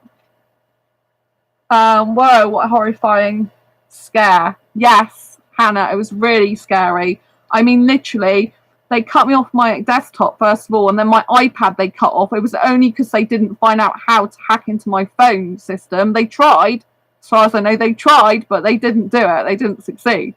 But I managed to actually stay logged in by my phone, in which I was banned from having any channels, banned from uploading any more videos, banned from having it at all. Hannah, yes, get my book, Hannah. It's Asexual Perspectives. So just type in Asexual Perspectives on Amazon or Barnes & Noble or Waterstones. You can get it, and then you'll see this. It's a really good book. It's got my personal story and 46 other asexuals. It's questions and answers. So basically, I did this book because I kept getting asked loads of questions about about asexuality. I'm streaming on 3 different devices to 3 different platforms at the moment, if you wonder why I'm off camera a bit. So basically, yes. So basically, everyone kept asking me when they were new to asexuality, they kept coming in my inbox and they kept saying, hey, Sandra, if I watch porn, can I still be asexual? Hey, Sandra, if I masturbate, can I still be asexual? Hey, Sandra, if I get some arousal, can I still be asexual? Hey, Sandra, where do I fit on the asexual spectrum? Hey, Sandra, how does asexuality work in real life when you have a relationship? Hey, Sandra, how does it work with sex? Hey, Sandra, how does it work with love? If I want a love relationship, can I get one if I'm asexual? And all these answers are in this book, but they're told by real life asexuals who are living and breathing asexuality in real life asexual context. So that's why they talk about love, life, and sex. So this is like what your copy will look like when you get it new. This isn't a new copy, the other one's worn, right? This is a new copy. Just in case you were thinking, oh my God, I don't want a scruffy copy like the other one. It's because I just read it out from here all the time, right? Especially during this month. So that's why it's, okay, so I have to get your books. The ones I've read don't address any of the specific dynamics I'm struggling with. So this is Asexual Perspectives. I've also got Asexual Guide to Sex coming out as well. So you've got struggles to deepen connection with an aro ace, is that right? So with an aromantic asexual, I don't know where they fall on the asexual spectrum. I mean, what I'm saying is they're aromantic asexual, but there's an aromantic part of the asexual spectrum. That's what I'm trying to ask. So it depends whether they're a pure aromantic, they don't experience any romantic attraction whatsoever. They're a grey romantic, so experience romantic attraction just in limited, rare or specific circumstances, but usually not enough to want to act on it. Or they're a demi-romantic, which means they can only experience romantic attraction when a deep emotional bond has been formed. Or, for example, you know, they are cupiromantic. They desire a romantic relationship without experiencing any romantic attraction. So it depends on where they fall on the aromantic spectrum, part of the asexual spectrum, as to how they would interact and connect with you and all that type of thing, right? But it's, you know, like it's really difficult because obviously, I mean, I do personal coaching if you want one-to-one personal coaching, but that's a paid for service, you know, if you want deep stuff, because I do go deep with people in their own personal circumstances. Asexualise.com website's got the details of that. I do group coaching, which is Asexualise Academy Club, which answers, like, does those of mindset, personal development for asexuals, talks about asexuality, covers pretty much every topic. You get a free journal, meetups in there and everything. That's on asexualise.com as well, but I do personal one-to-one coaching as well, if you really need something like that, which some people find more effective because they can talk about their own specific problems in more detail. But you know, it's kind of hard to say without knowing your dynamic what's going on for you, but it depends again on which type of aromantic they are as to how they would feel, like, you know what I mean? So, for example, a lot of aromantic asexuals, they don't connect romantically because they're not romantic, right? Hannah, I don't have a career, but my niche is a contemplative psychosomatics focused on strengthening memory and emotional coherence through imaginal technologies of touch, not sexual, but no less ecstatic. Oh, right, that's interesting. Strengthening. Yeah, I mean, I don't, without going into like private coaching, I don't know, I wouldn't be able to like help you specifically because I don't know the person or your dynamics. But you know what I mean? If someone is, if you get to the stage where you're not getting what you want out of a relationship, you just have to end the relationship, unfortunately, or change your view of it. Right? Because he was married twice, but they were still platonic before I was even born. Right, yeah, I think I remember you saying. I mean, at the end of the day, if you are not getting the type of relationship you want, if you're not getting the type of love, affection, caringness you want, you're going to have to at some point separate from that person. Because if it's hurting you inside, seeing them and they don't love you like you want them to love you, it's better to like go. Like the asexual Indian guy that I really like, you know, it got to a stage where it's very much me doing stuff like instigating texts, instigating messages, instigating conversations, stuff like that. And they got so busy, they don't have any time for me, basically. But, you know, at the end of the day, if someone's really important to them, you make time, right? You don't want them to go through your life. You'll do whatever hell it takes. And it's up to a person how much they work. That it's their choice to do that, right? So if they decide to work 7 days a week, that's their choice, right? They're deciding that, right? So that's the way it is, right? If they're deciding to do tons of work, that's them deciding, that's them choosing to do that, right? And at the end of the day, they basically didn't have time for me, but then they might have wanted to come back in my life a few months later. I'm not having that, right? Because, you know, I value my time, I value my worth. I'm not having a guy come in and out of my life when he pleases, because that's not fair on me, right? I've got a life of my own. I don't want that emotional roller coaster. I want a guy who's stable, strong, and whatever, you know? And so I had to cut him off to make a clean break, you know, because I can't just be friends with a guy like that. It's not going to work for me. And if a guy's not going to talk to me for months anyway, and he doesn't even value me as a friend really anymore, then there's no point, is there? You know, I'm getting nothing out of it, right? So it's like, okay, it was great, and it didn't work out. Bye, you know, that's it now. I can move on to a guy who is better for me eventually, but I'll focus on my own self and career. So I would say, Hannah, you know, if you're still like, is it like a year or more later? I think sometimes we talked, if you're still not getting the emotional support you want, the love and kind and caringness, you're going to have to just say to him, You know, that it's basically you've got to move on.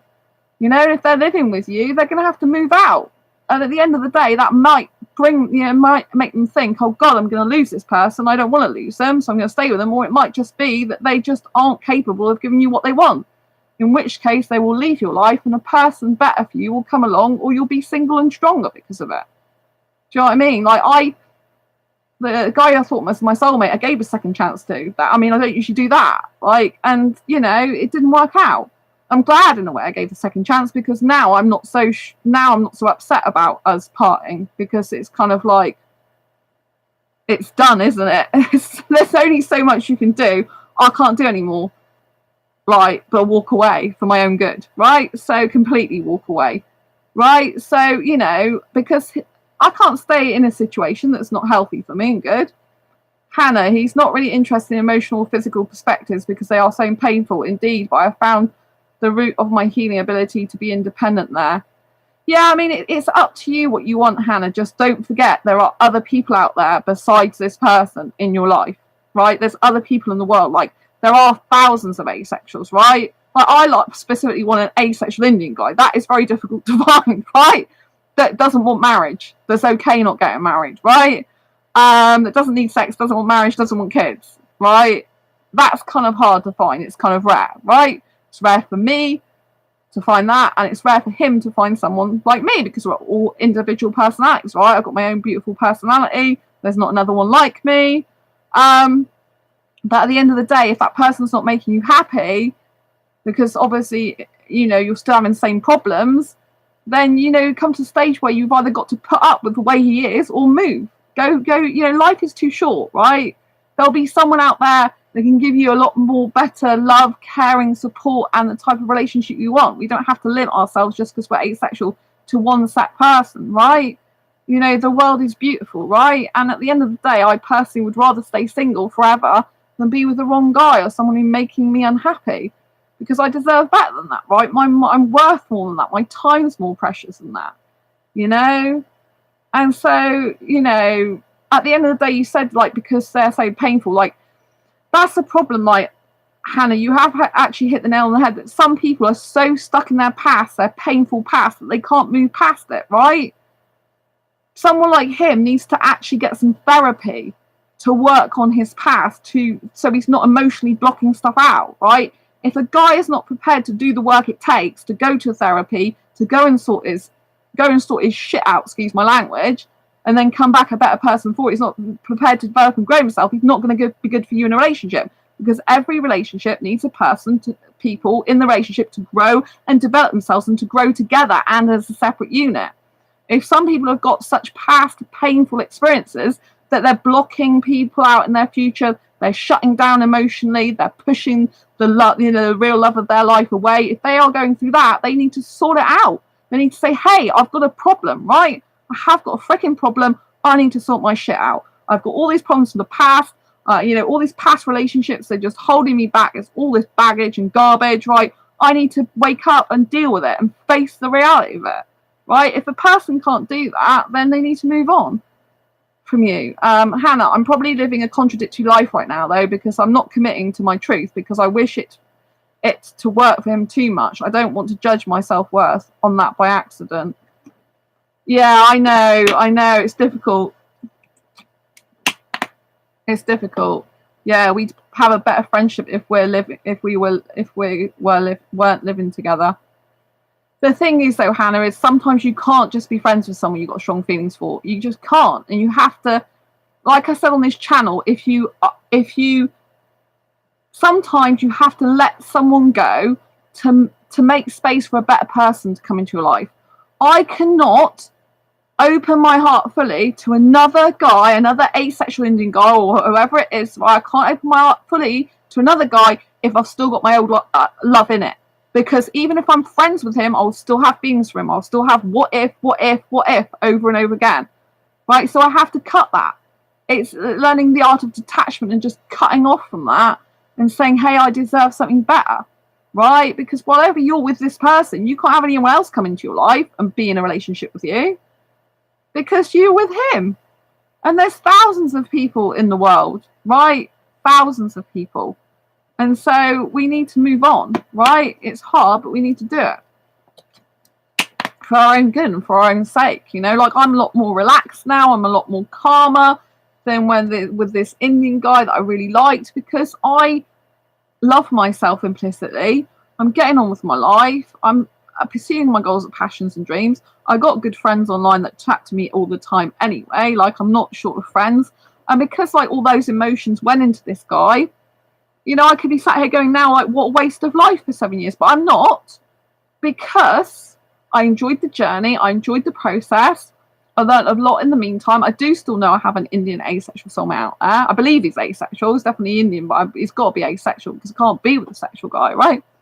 And so, you know, and it might be that that guy that you're living with just needs to get his shit together, excuse my language, sort it out, and then he could come back years later. But this is what you've got to do. If there's a person that's in your life and they've got old baggage and they've got psychological problems and they got past pain, past hurt going on, they're blocking people out emotionally, they're cutting people off, they're pushing people away, they're actually making that you go away from them, you've got to just leave them be to get their own rubbish together, right? They need to get some therapy, get some help, realise they have a problem, own up to it, right? Think, I'm not going to have a successful, healthy, happy relationship if I am thinking and behaving in negative ways.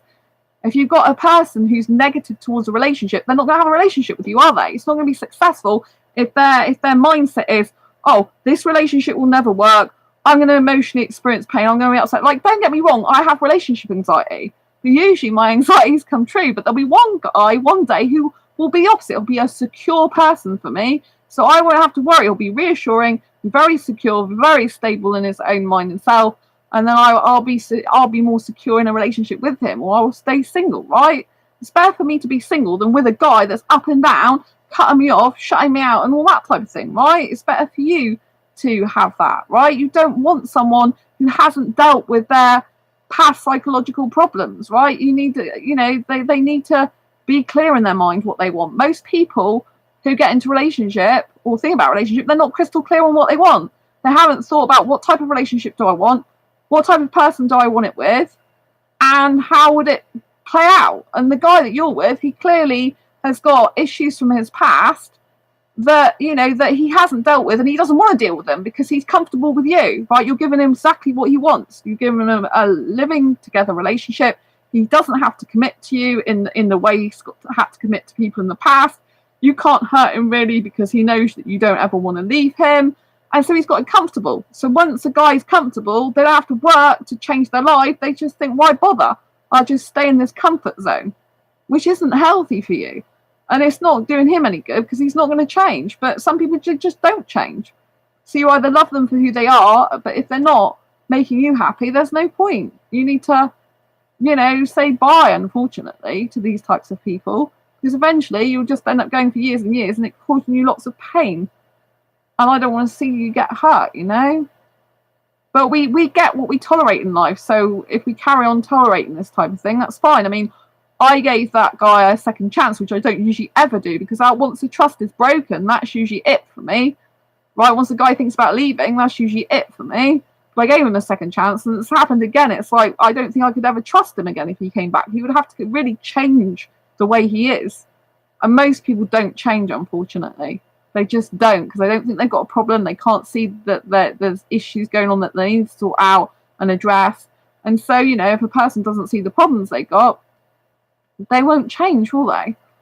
And so, you know, and his life is the way it is, and I wish him the best of luck. I wish him happiness. I hope he's happy in the future, and, you know, that's just the way it is, right? He's no good for me. Like, because, you know, I can't live a life where I've got instability and insecurity, and the guy that's changed his mind about me twice, that's not gonna bow trust. If I was with him again, I just think, well, I can't trust him to not leave me again. I'd always be worried about that. That's not the type of guy I want. I want a guy who makes me feel secure, stable, happy, loved, cherished, someone who really wants to be with me and who knows I'm the girl for him and who makes me feel special and happy, you know? And who takes things seriously, right? If you ever see on dating sites a guy saying, I don't take life very seriously, that's a really red flag, people. It's like, if he don't take life seriously, he's not going to take a relationship seriously, right? Pay close attention to guys' humour, right? If they're not taking what you say seriously, they're not going to take a relationship seriously. It's bad news, right? People think, oh great, this guy's carefree, but if they're carefree, people carefree. They don't give a shit about you, right? Because they carefree. They couldn't care less because they haven't got the caringness that you need, right? Listen to their words. See anything on dating sites. I'm a happy-go-lucky guy, right? You're happy and you go, right? This is people that are happy to come into your life and go out of your life, right? This is subliminal stuff that they do, subliminal, subconscious stuff without realising it. There's a lot of information in people's profiles when you're doing dating of people that say things without saying it.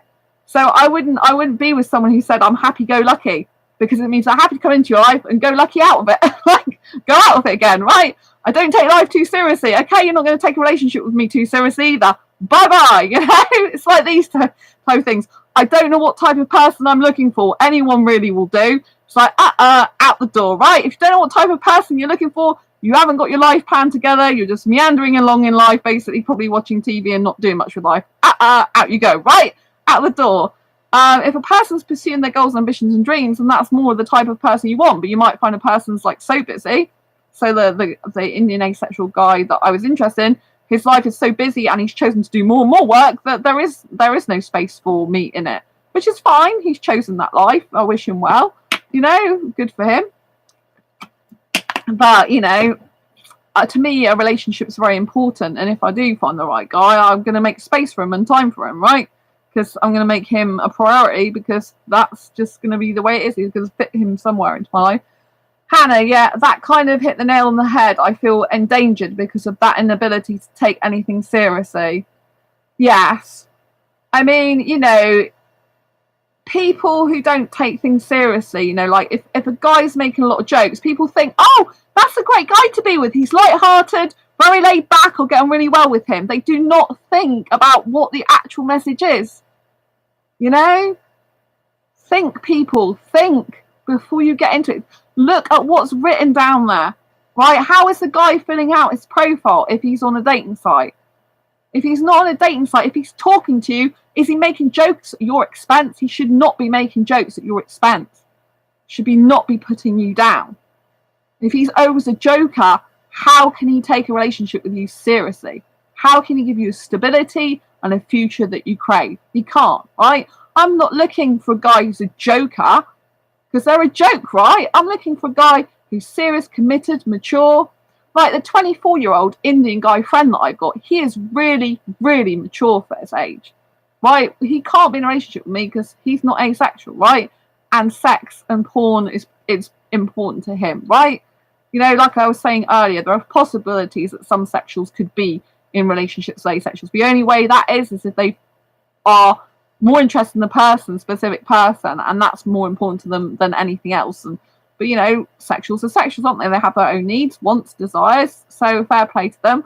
And I'm sure I'm going to make an awesome friend with him, and we're going to be friends forever, probably, and it's going to be great. But you know what I'm like with my hyper-romanticism, so I'll stay with a question mark for that. But once he gets a girlfriend, his girlfriend probably won't want me in the picture anyway, you know what I mean? So, yeah. But you know, like, yes, exactly. If someone can't take things seriously, they are not going to take a relationship with you seriously. However, there are signs that they might take things seriously, their work and other things, but you've got to look at lots of different aspects of their life. Like, what do they take seriously and what don't they take seriously? Because like I said, like, it's good for a person to pursue their goals, ambitions, dreams and passions. That's something you want in a person, to do that. But then if they're doing it to the extreme where they've got no time for you, then it's kind of like that's going to be no go either, right?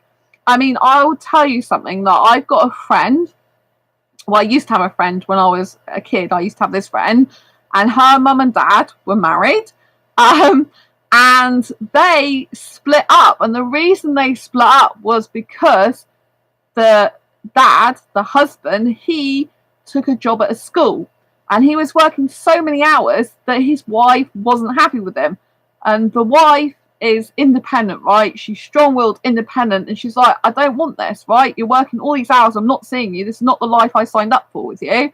And so they split up for a few years, and they saw different people had different relationships, And then when he decided to retire from the school and not do that work anymore, they then got back together because they never actually got divorced, and they lived, they're together forever again now. They were originally childhood sweethearts. So it is possible some people can get together years later when they've sorted their rubbish out, right?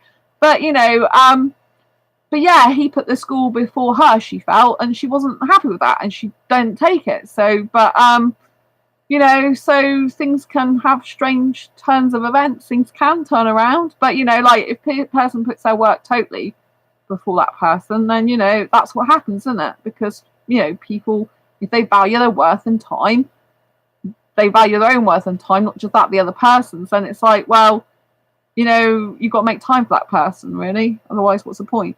But for me personally, I'm going to focus on my career now. I'm going to use the time that I would have spent looking for a partner to spend on my career, and I think that's going to do me good. I think it's good that I found after 7 years it led to him. I think it's good.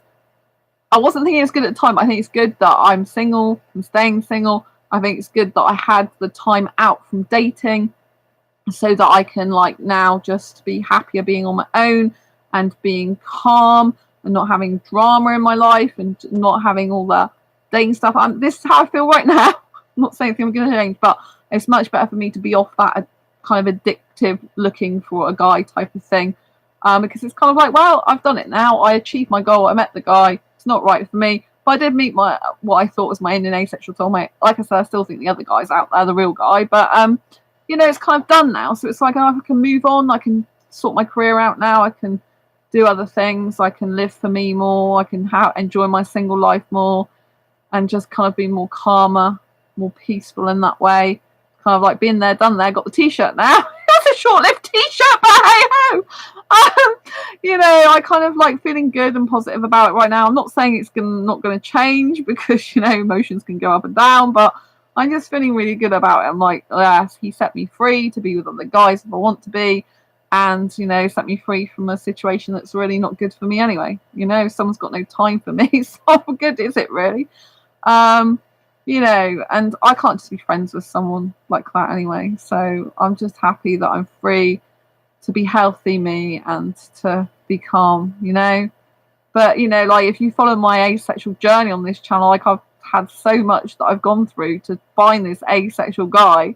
And it is you could think it's a little bit disappointing, and I was disappointed, but now I'm just thinking oh my God, I've been there, done that, got the t-shirt. At least I achieved finding that guy. And yeah, it's more than most people do. They wouldn't search for 7+ years to do that. He was a lucky guy for the time I knew him. So, it's all good, isn't it? I gave him an experience. He gave me an experience. What more can you ask for, really? Apart from I'm just happy to be single now. Stay single forever, maybe. His loss and that. That's what I think. You've always got to think it's his loss. And so, with going back to you, Hannah, with the fact that that guy is comfortable. The guy that you're living with is comfortable. He doesn't need to do any work to change. He's got everything he wants there. So the only way the dynamic would shift is if you told the person to move out. It's not good enough for you anymore. You're not getting your needs met. It's not the type of relationship you want. And you're sorry, but you can't live like that anymore, because there'll come to a point when you won't be able to live like that anymore if it's the same situation, because it is painful for you, because you said you're still in the same situation. But nothing changes unless we change. If I still stayed friends with the asexual Indian guy that I thought was my soulmate, things wouldn't change. He'll probably still start messaging me either sooner rather than later, or it would be the dynamic of he'll pop into my life when he damn well feels like it. That's not healthy for me. That's not good. That's kind of toxic, right? A person shouldn't be doing that. They should be equally wanting to be in your life and equally caring about you and equally loving you, and not you feel that they're going to just leave any given moment. It's not a good feeling. It's kind of not a very healthy feeling. Seiko, you are very sexy. Thank you very much. I appreciate that. I'm asexual, but I can be sexy at the same time. So asexuality is a sexual orientation that's a lack of sexual attraction. It doesn't stop someone being sexy or being attractive. There's this myth with asexuals that, asexuals are asexual because they can't get laid or they can't get a boyfriend and they can't have sex. It's like I could have sex with lots of hot guys if I wanted to, but I just don't want to. And I have had sex in the past. I'm just not interested in it. Right? It's just not what I'm interested in. You know, it doesn't do me any good. It's not interesting for me. You know, so yeah, I just like, but yes, Hannah, with your situation, the guy's got comfortable. He doesn't have to do any work to change. He doesn't need to change because you're going to be with him no matter what. So he is not going to change. The situation is not going to change. The only way you're going to change it is if you change and you change the situation. That's the only two dynamic, right? Because if a person's not going to change, you have to change or change the situation. Right? Because they have to understand that it's not on to treat that way and to be that way with you. But we always get how we always get the treatment which we allow to happen to ourselves. Right? So if we want to carry on in a certain scenario, we just have to carry on letting that happen. But you know, like for me personally, I just like, usually I don't give guys any second chances. It's usually like, you're not in, you know, so that's it, you go from my life, that's it, I'm done. I'm finished, right? I can't trust you again. It's over. You don't usually give second chances, and I'm like, I can't be doing with it, right? You either know what you freaking well want, or you don't. You don't know what you want. It ain't my responsibility to tell you. Go, you know, like go, you know. So, I think, you know, like in any scenario, if you're in a relationship, it's making you unhappy, it's making you miserable, it's painful in some way. You know, you need to leave it, right? For your own good. Like that guy left for his own good and my own good, right?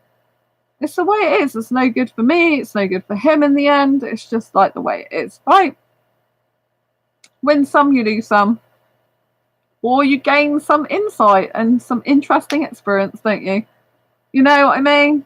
He's not going to forget me. I know that. He'll never forget me. So I'll always be in his memory forever. To the day he dies. I know that about him. I do. But, you know. Hannah, makes perfect sense. I feel like it's a failure on my part to be more creative and experimental for even my own sake to instead start getting bitter. Hannah, you don't have to, you know, it's not your fault, right? The guy is comfortable. He doesn't have to do any work to change because you've given him everything he needs. Right? The only way you're going to change that dynamic is you take away what he needs. Then he's going to be like, oh, sugar, what's happened here? He's either going to step up to the plate and be the person you need him to be, or he's going to walk away and leave your life, which will be for the better if he can't step up to the plate, right? If we carry on in a situation where we're supplying something to someone, like supply and demand, right? It's a bit like a drug. If you are supplying the drug to them, supplying your company, supplying the situation that keeps them comfortable, right? And they carry on and on with that, and we do not stop it, right? We're giving them what they want. We're giving them their fix only by taking that away and saying, hey, I've had enough of this now. It's not making me happy. It's making me feel sad or bad. It's not making me feel good. Right? You have to take that away because that guy is not going to do any work to himself. He's not going to develop and grow himself. It's not your responsibility to fix him. Right? What I used to do in the past is I used to think, God, this guy's come into my life. He's got a load of problems in his past. I feel so sorry for him. I want to help him become a better guy. I want to help him become a better person. I know there's a good person in there. I know he could be the person I want him to be. I really want that. Right? That's how I used to think. Right? Because this is kind of like the caretaker role, the fixer, the helper. Right? It's kind of a natural thing that some people, types of personality, especially if you're an empathetic person, would go to and revert to. Right? So what you need to do is understand it's not up to you to help him solve his past problems. Another person's problems is not your problem. You can feel sorry for them, you feel empathy for them. But at the end of the day, your other person's problems is not your problem. It's up to them to sort their own shit out. They're a grown adult guy. And if they're not a grown adult guy, then they need to grow up, right? It's not up to you or your responsibility to sort their shit out for them. I'm swearing and using that word a lot because I'm trying to have emphasis. So excuse my language if you are offended by that. I hope not. But anyway, you know, so they have to sort their rubbish out. They have to sort it out themselves. And if they're not prepared to do that, that guy's not going to do anything while he's still with you. He's got his home there. He's got you there that cares deeply for him and doesn't ever want to leave. You know, he doesn't have to do any work on himself. He's just happy and comfortable. He's got what he wants. Why does he need to change? There's no incentive for him to change. Right? A guy is only going to be incentivized to change if you change the dynamic of the situation. If you say, right, I'm leaving then. Or in that case, you move out because I've had enough.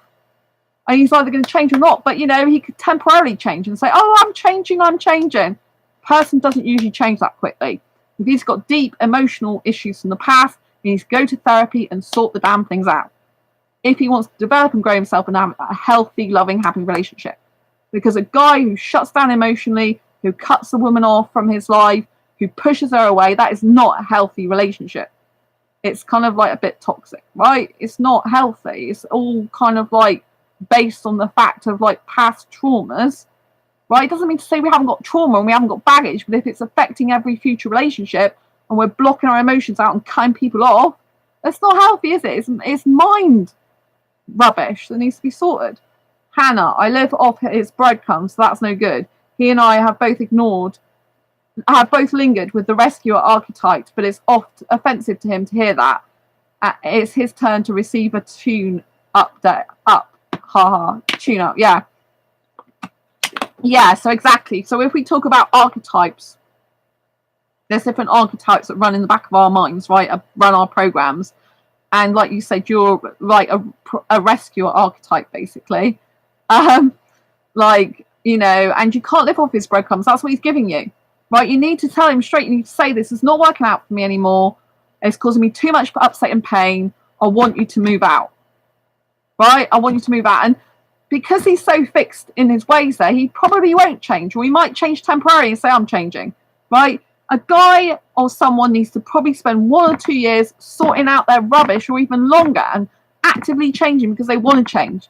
If they don't think they're at fault, if they don't think they need to change, if they're comfortable the way they are, and they'd rather have that easy, happy life going along as they are than deal with their issues, then they're never going to change. And you don't want to be with that type of guy because they're not going to be any good. It's better for that type of guy to be on their own if they're going to be like that. If they want a relationship means work. It means inner work. Work on yourself, right? You need to get someone who cares about you and loves you for who you are. And like you said, you're living off his breadcrumbs. Why? Because you need to value your worth more enough to walk away from this guy. Your worth is more important. Your value is more important. You have to love yourself more, than you love the other person and walk away. Because basically this guy who lives with you, he's got the upper hand. He's got everything comfortable, everything handed to him on a plate. He believes you're not ever going to leave him. So he doesn't need to change. He can keep saying, I've got all this emotional stuff in the past, but not do anything about it, right? A guy who is conscious and aware of himself and who lives in a conscious state. If you're into spirituality, you'll probably know about conscious state. A person who's conscious will be very self-aware. They'll be self-aware of their own emotions, their own feelings, their own thinking, how that's impacting another person. They'll be trying to get therapy or help, or they're trying to get coaching or counseling, or they'll be trying to find stuff online to help them grow and develop into a better person. They'll be doing courses, they'll be doing, but I've got stuff in my past, right? But it still doesn't mean to say I can't have a successful relationship in the future. Because I have changed a lot since the toxic relationships I was had. I own up to my part in that, and I've changed a lot in that way. People don't know how much I've changed, but I've changed a heck of a lot, right? And I've lived on my own, right? I'm very young, but I've lived on my own for 17 years this year in September. That means I'm very self-sufficient without a guy, right? I pay for my own place, I buy my own food, I look after myself for 17 years this September as a female.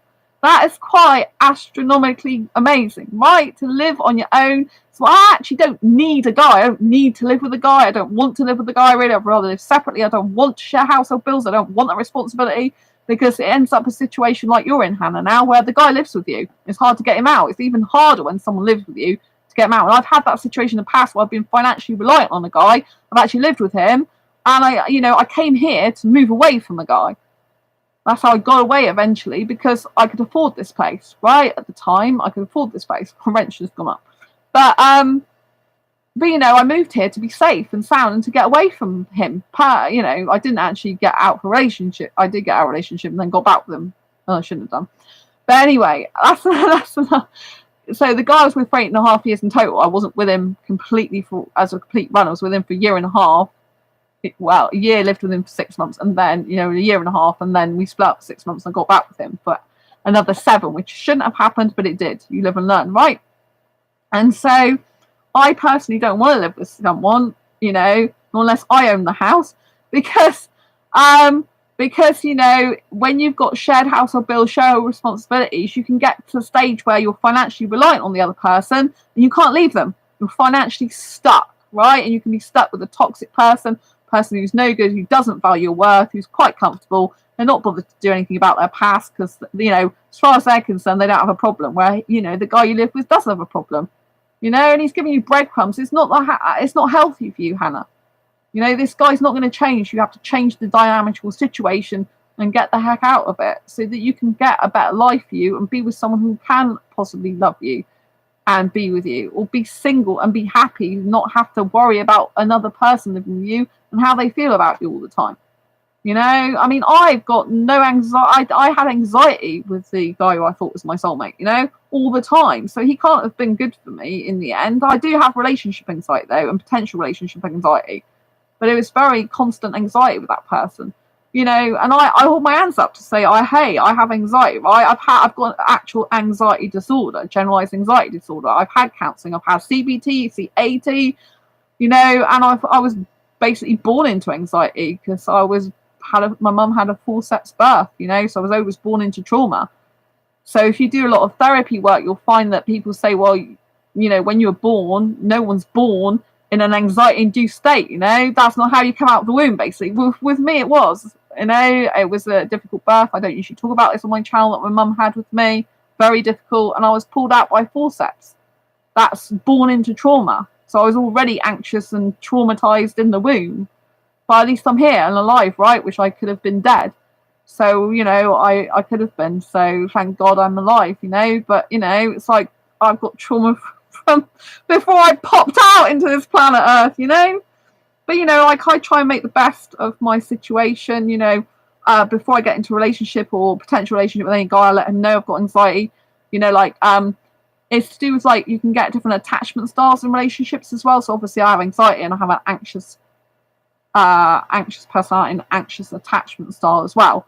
But sometimes you can still have healthy a relationship with an anxious attachment style, especially if the other person's anxious, so long as you understand each other and talk about it and have effective communication, how the other person's feeling, and work around, you know, formulas for different situations and what's most effective and helps both people, right?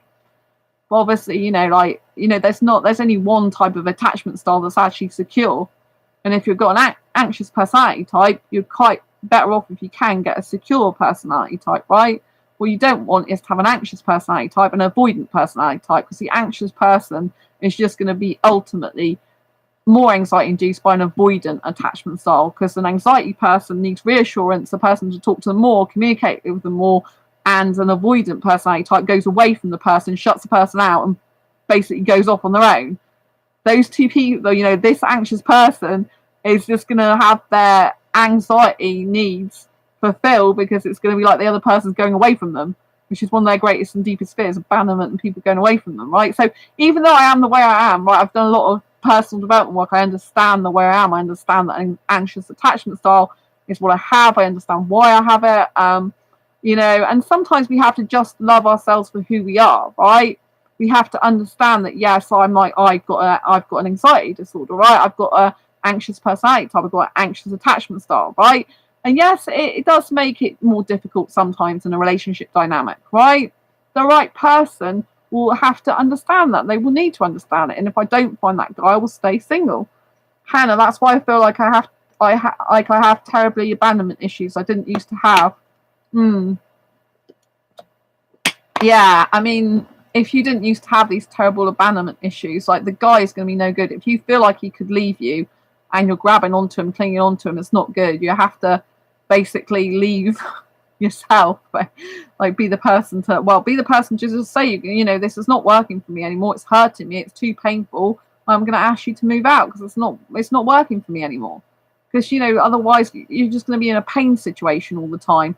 And like I say, you know, like it's difficult because when we get into relationships with people who don't make us feel very good and make us feel like the guy could leave us at any minute, and they don't have to do any work to keep us, and they don't value our worth, and they're just there for the convenience, basically, and because it's comfortable for them.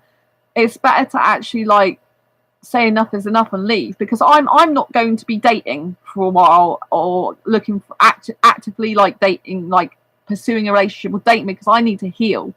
Right after this scenario with the guy I thought was my Indian asexual soulmate, I need to heal from that thing, because I had this thing, like, it reminded me of my ex who was going to leave me all the time, and that was a toxic relationship. So I had an element of thought about that, like toxicity, and I don't want to think about the guy who I thought was my soulmate in that way, right? But for me, like, if a guy's chopping and changing his mind and he doesn't know what the frigging heck he wants, and it's an unstable, insecure environment, and if it's kind of like twice he's like gone to leave me, it's like, you know what I mean? It's not a good feeling for me, right? And it feels not good, and it feels unstable, insecure. I don't need a guy like that. He's just gonna a guy like that, and like the one you've got, Hannah. They're gonna make anxiety worse, right? The worst thing you can do is be with a person who's unstable, unsure of what they want, not confident what they want, because no person in their right mind, whether they've got anxiety or not, right? Any person that's with someone who doesn't know what the frigging heck they want, who haven't sorted out their past issues, who are just like not valuing the person's worth, and who are just basically being comfortable and convenient, and they're not really giving to that person, not really valuing their worth. They don't say, "Oh God, thanks for spending time with me. Oh my God, you're scheduling stuff out in your diary for me. That's really, really incredible of you. You're spending time with me. Like in your case, Hannah, the guy's living with you. Oh, thank you for still being with me. Thank you for caring about me. Thank you for loving me." Do you know what I mean? If you're not getting appreciation, love, and care, and the person's taking you for granted, like, get the hell out of there. Because what happens is it makes you more anxious. And if you have an anxiety condition anyway, the last type of person you want is someone who's uncommitted, who's unstable for you, who's creating insecurity in you, who's not filling you up with love, who you just feel you're getting breadcrumbs from, basically, right? This is not going to help. This is like for me, if I'm with that person's just going to make me more anxious, and I'm going to take that anxiety to a next relationship, and that's what I don't want. So this time, particularly, I'm making sure that I heal as much as possible, that I live my life fully myself, that I spend time being single again, that I really want to be single at the moment, stay single, because I don't want to take the stuff from the experience I have with the asexual Indian soulmate I thought was my soulmate. I don't want to take those kind of like negative experiences and kind of like the feeding of my anxiety and making it worse. I don't want to take that to a new relationship. And the more you get with the wrong type of people, the more they feed your anxiety, the more anxious you'll become, and you'll take that to a new relationship. And that's not healthy, right? So we need to be getting people that are, if you've got anxious personality, you need to be getting with someone who's secure, who knows what they want, who's mature for their age, who isn't a joker, who's going to take life seriously, who's going to be strong, secure, stable, know his own mind, be reassuring, and be very understanding about the condition, be very stable and strong and sincere and loving and committed and just reassuring, like it's no hassle to reassure, because it's just like what they want to naturally do. It's not a like a huge effort. It's just like, fine, darling, I love you, send you a text, I love you, miss you, thinking of you, here for you. Like, how long does it take to send that, right? Just a few reassuring messages. But, I've worked out, like, sometimes, like, there's a difficulty if you've got anxiety, right?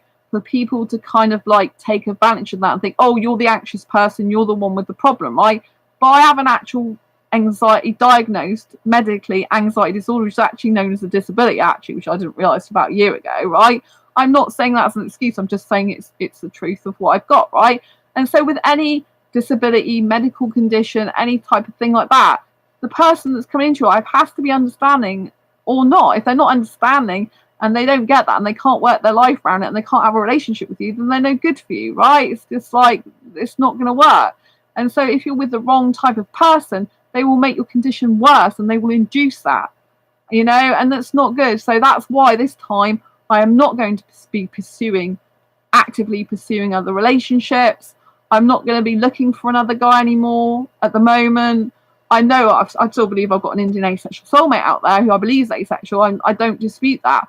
But I need to spend like the next 1 or 2 years just focusing on me, maybe more than that for the rest of my life. And maybe because I do have anxiety, I'm not very good in relationships. Maybe I'm better just stay single forever. But there's a part of me that does want a relationship. I do take that very seriously. It's something I work towards. It's something I think about a lot. And so, you know, I just need to get the right person for me. But Hannah, I really feel for you. And I know that this guy is comfortable. He's not going to change.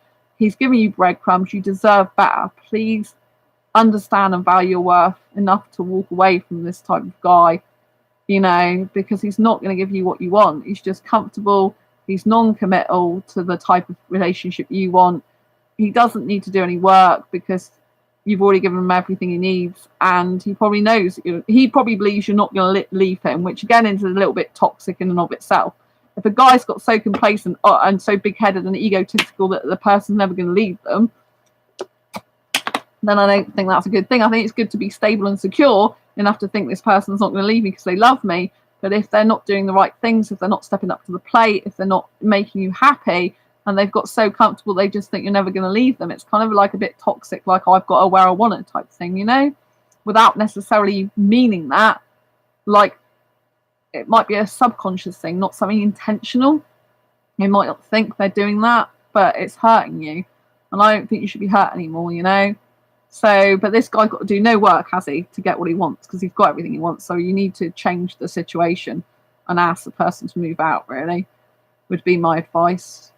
You know, but it's easier said than done, isn't it? You know, because, you know, they're not making you happy. They're causing you pain. You're having breadcrumbs. Why should you be having breadcrumbs? You're not a mouse. You're a beautiful person.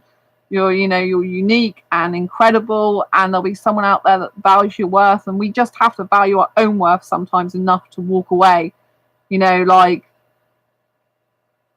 I will, you know, there's only so much I will take. And for me personally, I don't play games in relationship, right? Like, there's, if you know, like, I don't play games. It's like I'm either with the person, committed, and I appreciate them and value them whilst I'm in that relationship for the entire time, or I don't bother. And what a lot of people do when they get into relationships or they get someone, they get complacent, they don't appreciate them, they don't value them anymore. And I think that's a damn shame, right? And there's a lot of psychology stuff that you can do to change that dynamic around, but I don't want to play psychology games, right? There's a lot of male psychology, right? If you do certain things, it will bring them closer to you, right? But you're just doing it on purpose to trigger that reaction. Personally, for me, I'm like, you don't friggin' appreciate me for who I am, right? I'm not playing games. I'm not spending like 5 years or whatever of my life doing certain things to make you psychologically come back to me, or make you psychologically want me more, make you psychologically think about me more. I'm not doing that, right? It's either you appreciate me for who I am, you value my time, you value who I am, you love me for who I am, and you show me your appreciation every single day, basically, or don't bother. I can't be doing with these stupid psychological games, as I call them, right? There's a lot of male psychology and a lot of female psychology, and that's what other dating coaches teach. I mean, it's a flaming caveman days they're teaching, and yes, some of it is true.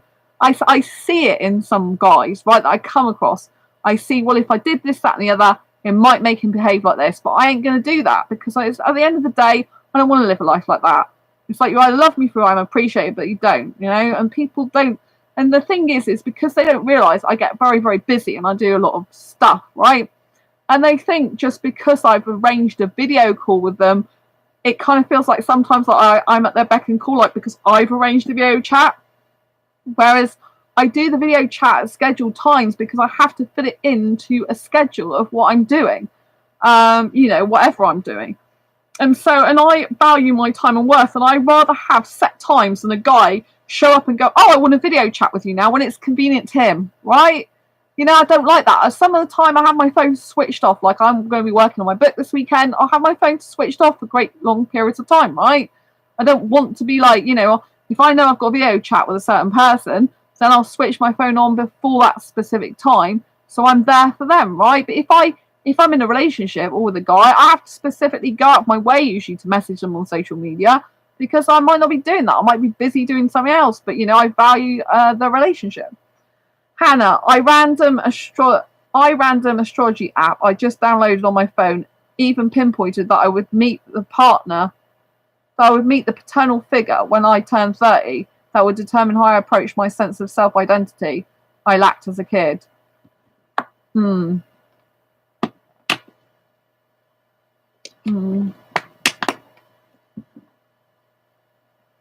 Yeah, I mean, see, a lot of our issues that we have in relationships are related to our childhood, are related to past relationships. I mean, there's no doubt about that. Hannah, so it's almost like the duckling attaching to a new mother, haha. Yeah, so basically, you have like attached to this guy. I mean, if he was as attached to you in the same way, in a healthy way, but if he was attached to you in the sense I'll do anything for her because I want to be with her, that would kind of be okay. But as the dynamic is, it's like you're attached to him and he's doing what the frigging heck he wants, being comfortable and not needing to change because you've given him everything he wants in that situation. And so you would need to detach from him and say, look, I'm not happy with the situation. It's causing me pain. This is what I want in this relationship.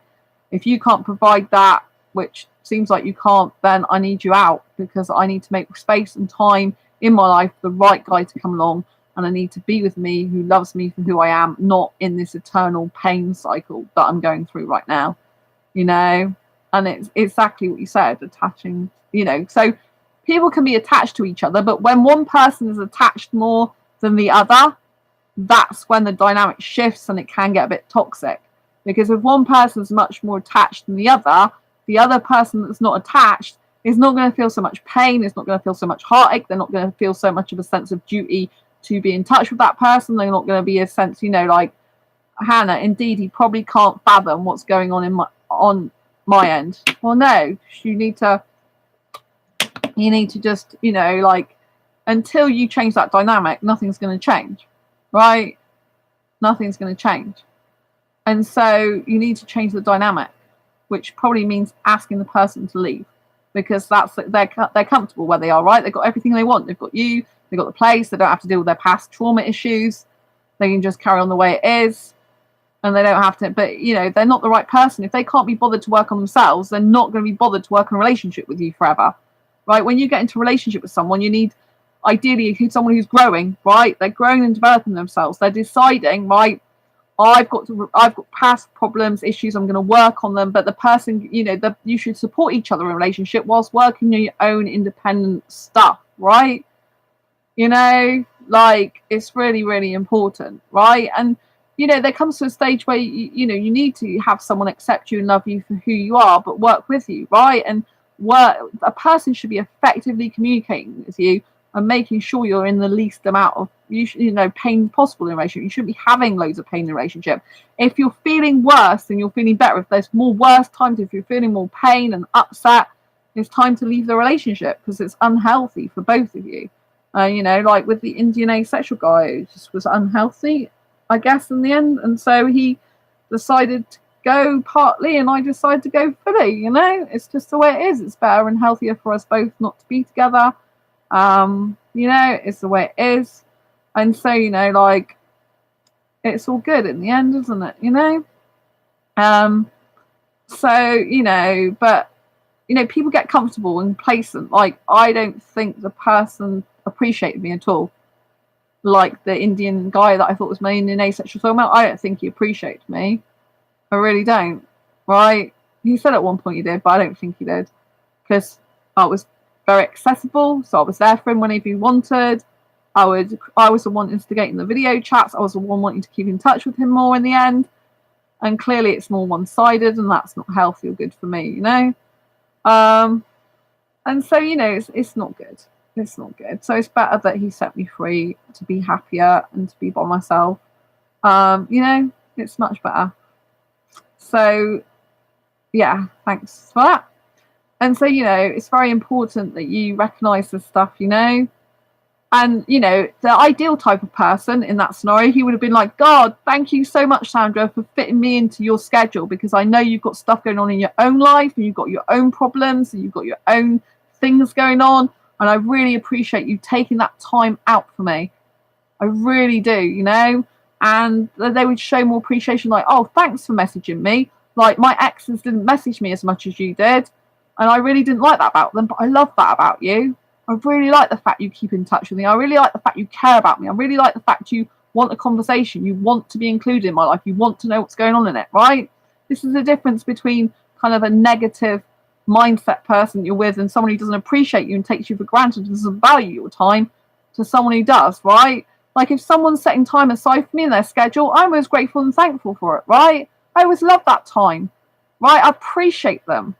I think it's amazing and it's incredible, you know, and I really value that time with them. You know, if a person's taking time out of their day, doesn't matter why, I don't compare my life to them and think, oh, I'm doing this now, they're doing that, right? I just be very grateful and thankful.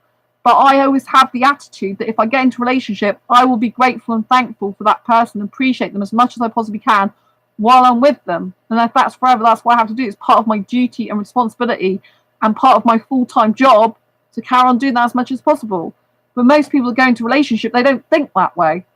They take people for granted. They get complacent. They stop asking for dates themselves, and then the other person ends up, you know, asking for dates. And if one person is kind of more attached than the other, then probably the attacher will be doing more of us instigating of stuff. When it should be both people doing instigating, you know? Both people doing instigating, right? And so it's just, you know, I'm happier on my own at the moment. I'm feeling a lot calmer. I'm feeling a lot better because I can just be me. I can, you know, appreciate me. Love me for who I am. Do you know something? I watched my own video back for 40 minutes the other day. That's how much I love myself, right? I watched the actual episode where I said about the fact that that guy I thought was my Indian asexual soulmate isn't. I made a mistake. And I watched that whole episode. It was like 40 plus minutes live streaming of myself. And I love my voice. And I just loved the episode. Like, I didn't actually get too upset watching the episode. I wanted to see how I felt about the situation and how I portrayed it and how it came across, and if I got everything across I got to get across. Because obviously I respect the person. I'm still being kind of be cautious about what I say about him because I respect him. He was very kind to me in the beginning. I think he's a very honest person in terms of, like, very dedicated to a person. You know, there's a lot of qualities I liked about him. I liked his intelligence. I did like the fact that he was doing a job that he loved.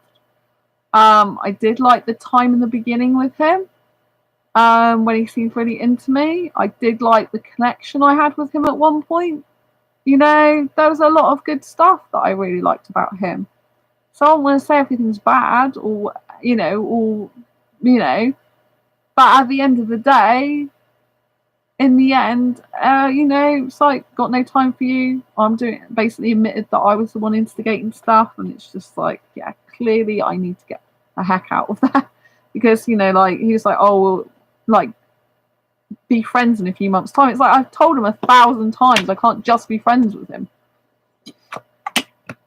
And I don't want that type of thing. You can't have a guy or anyone, like, I'm going out of your life for X amount of months, but then I'll come back in it when I feel like it. That's not valuing your time, not valuing your earth, not appreciating you. Right? You're not at someone's beck and call. You're not a doormat for them to just pick up whenever they feel like it, right? It's not how it works in life, right? That's basically just saying their time's more valuable, what they're doing is more important in their life. And, when, you know what I mean? It's just not valuing your worth. It's really not. And so, yeah, it's better that situation has ended for his sake and my sake.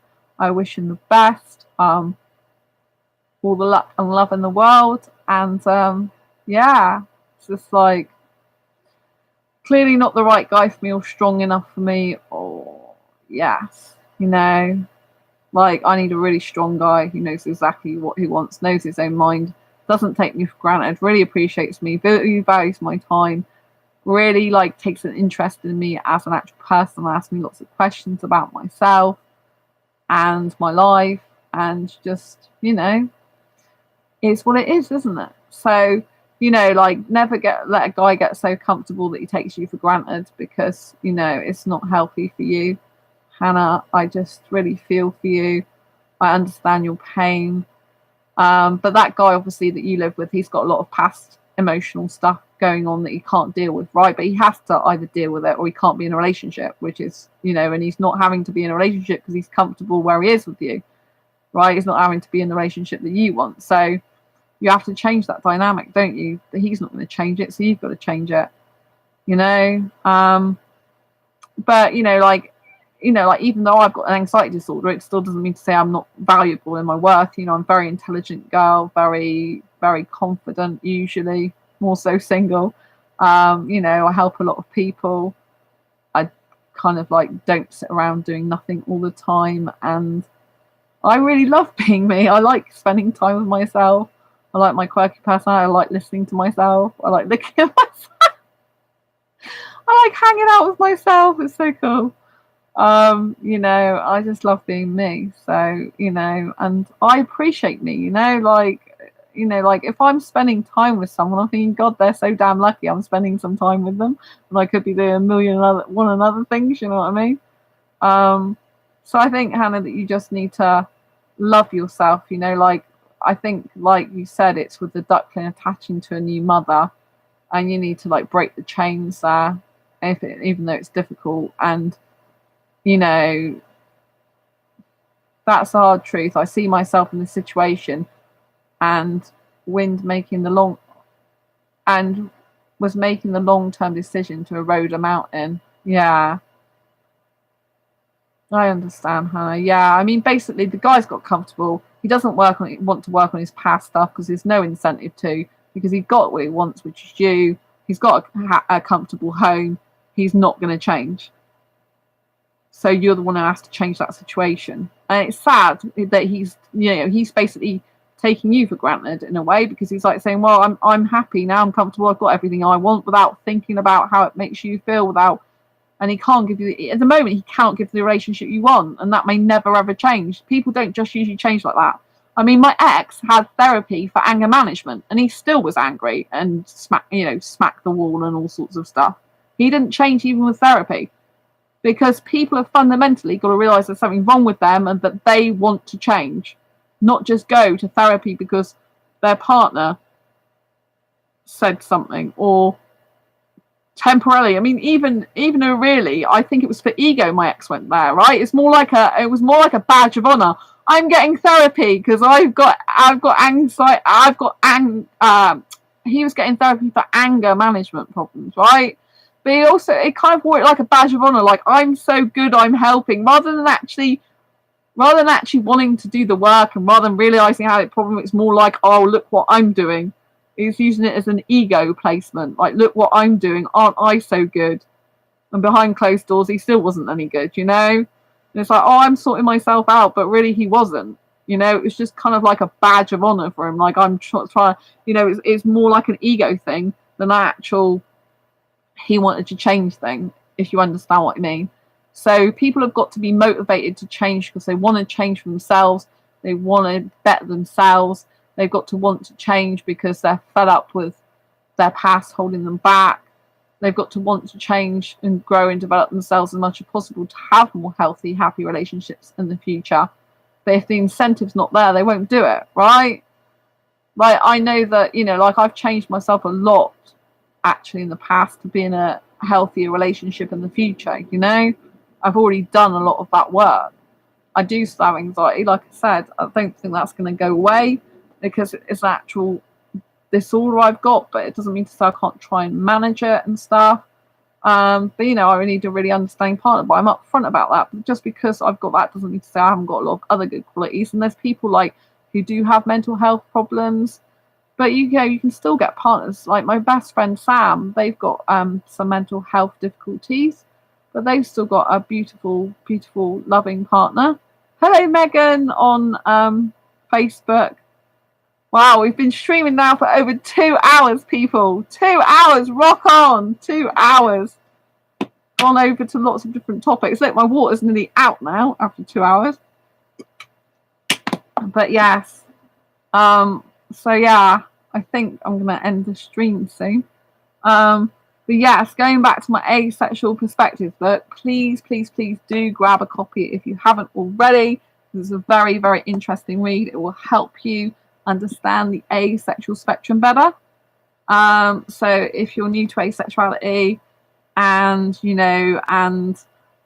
don't understand the asexual spectrum and you want to understand the dynamics of how asexuals work in terms of love, life and sex in reality, not just textbook definitions of it, this is a book to get. Just type in Asexual Perspectives to Amazon. This is a new copy, by the way. You'll get a new pristine copy.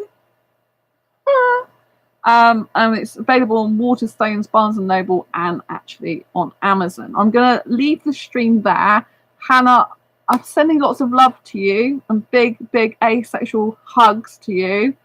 I hope you get happiness in the future and that you realise you'll value your own worth enough to walk away from the guy if he's not going to give you what you want. You know, he has to know that if he wants to stay with you, he's got to do some work.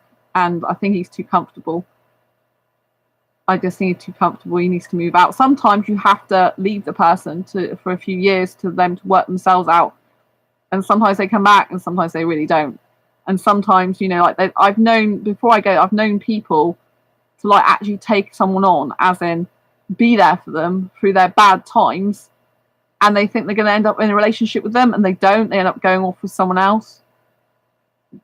Just the person who helped them through bad times they end up being with. So don't fall into that trap of being with someone through tough times and then the person actually still leaves you. Right? You don't owe anyone to help fix their problems. You can't fix them.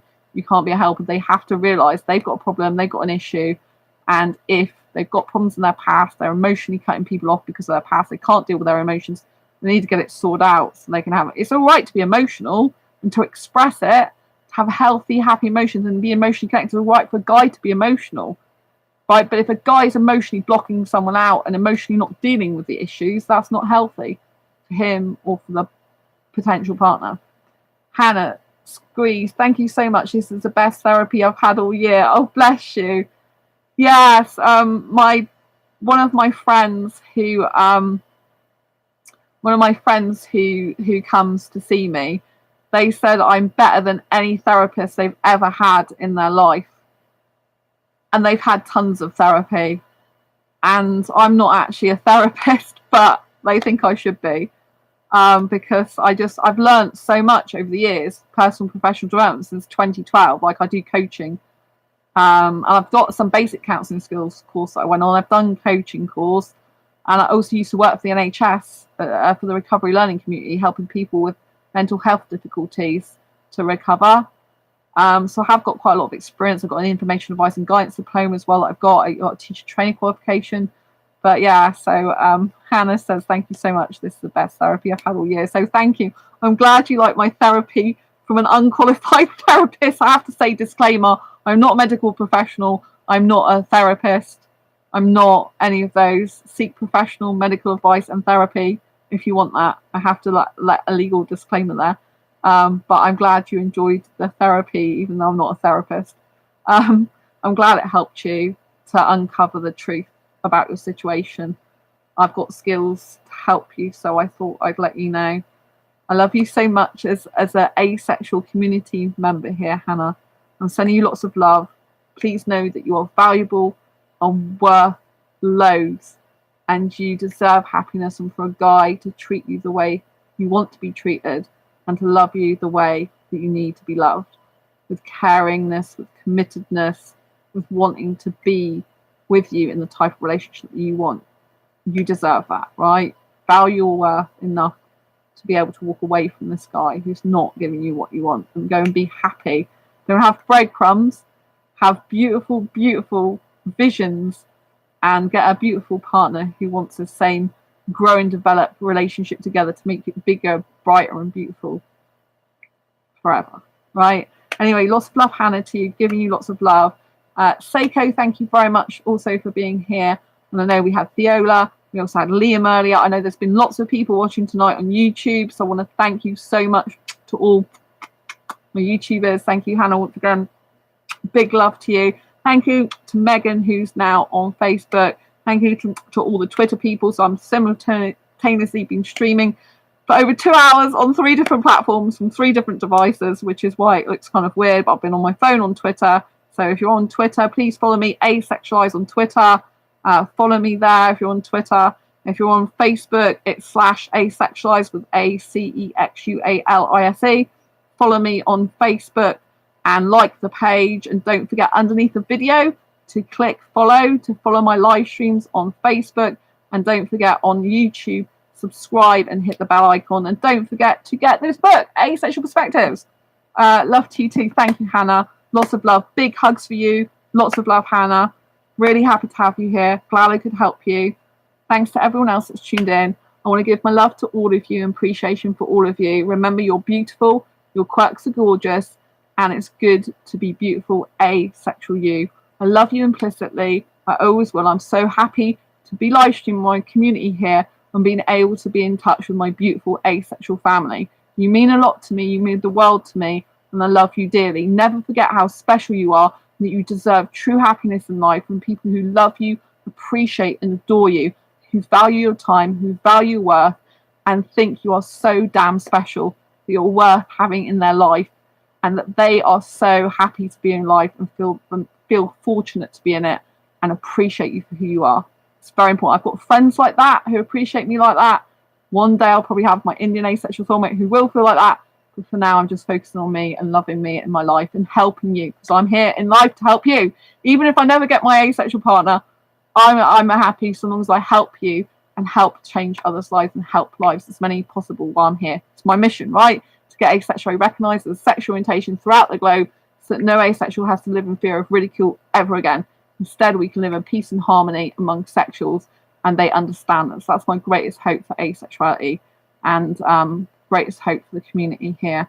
And I want people to have this life lesson that if also you are in a relationship or getting into one, please have in your head constantly, I need to appreciate this person.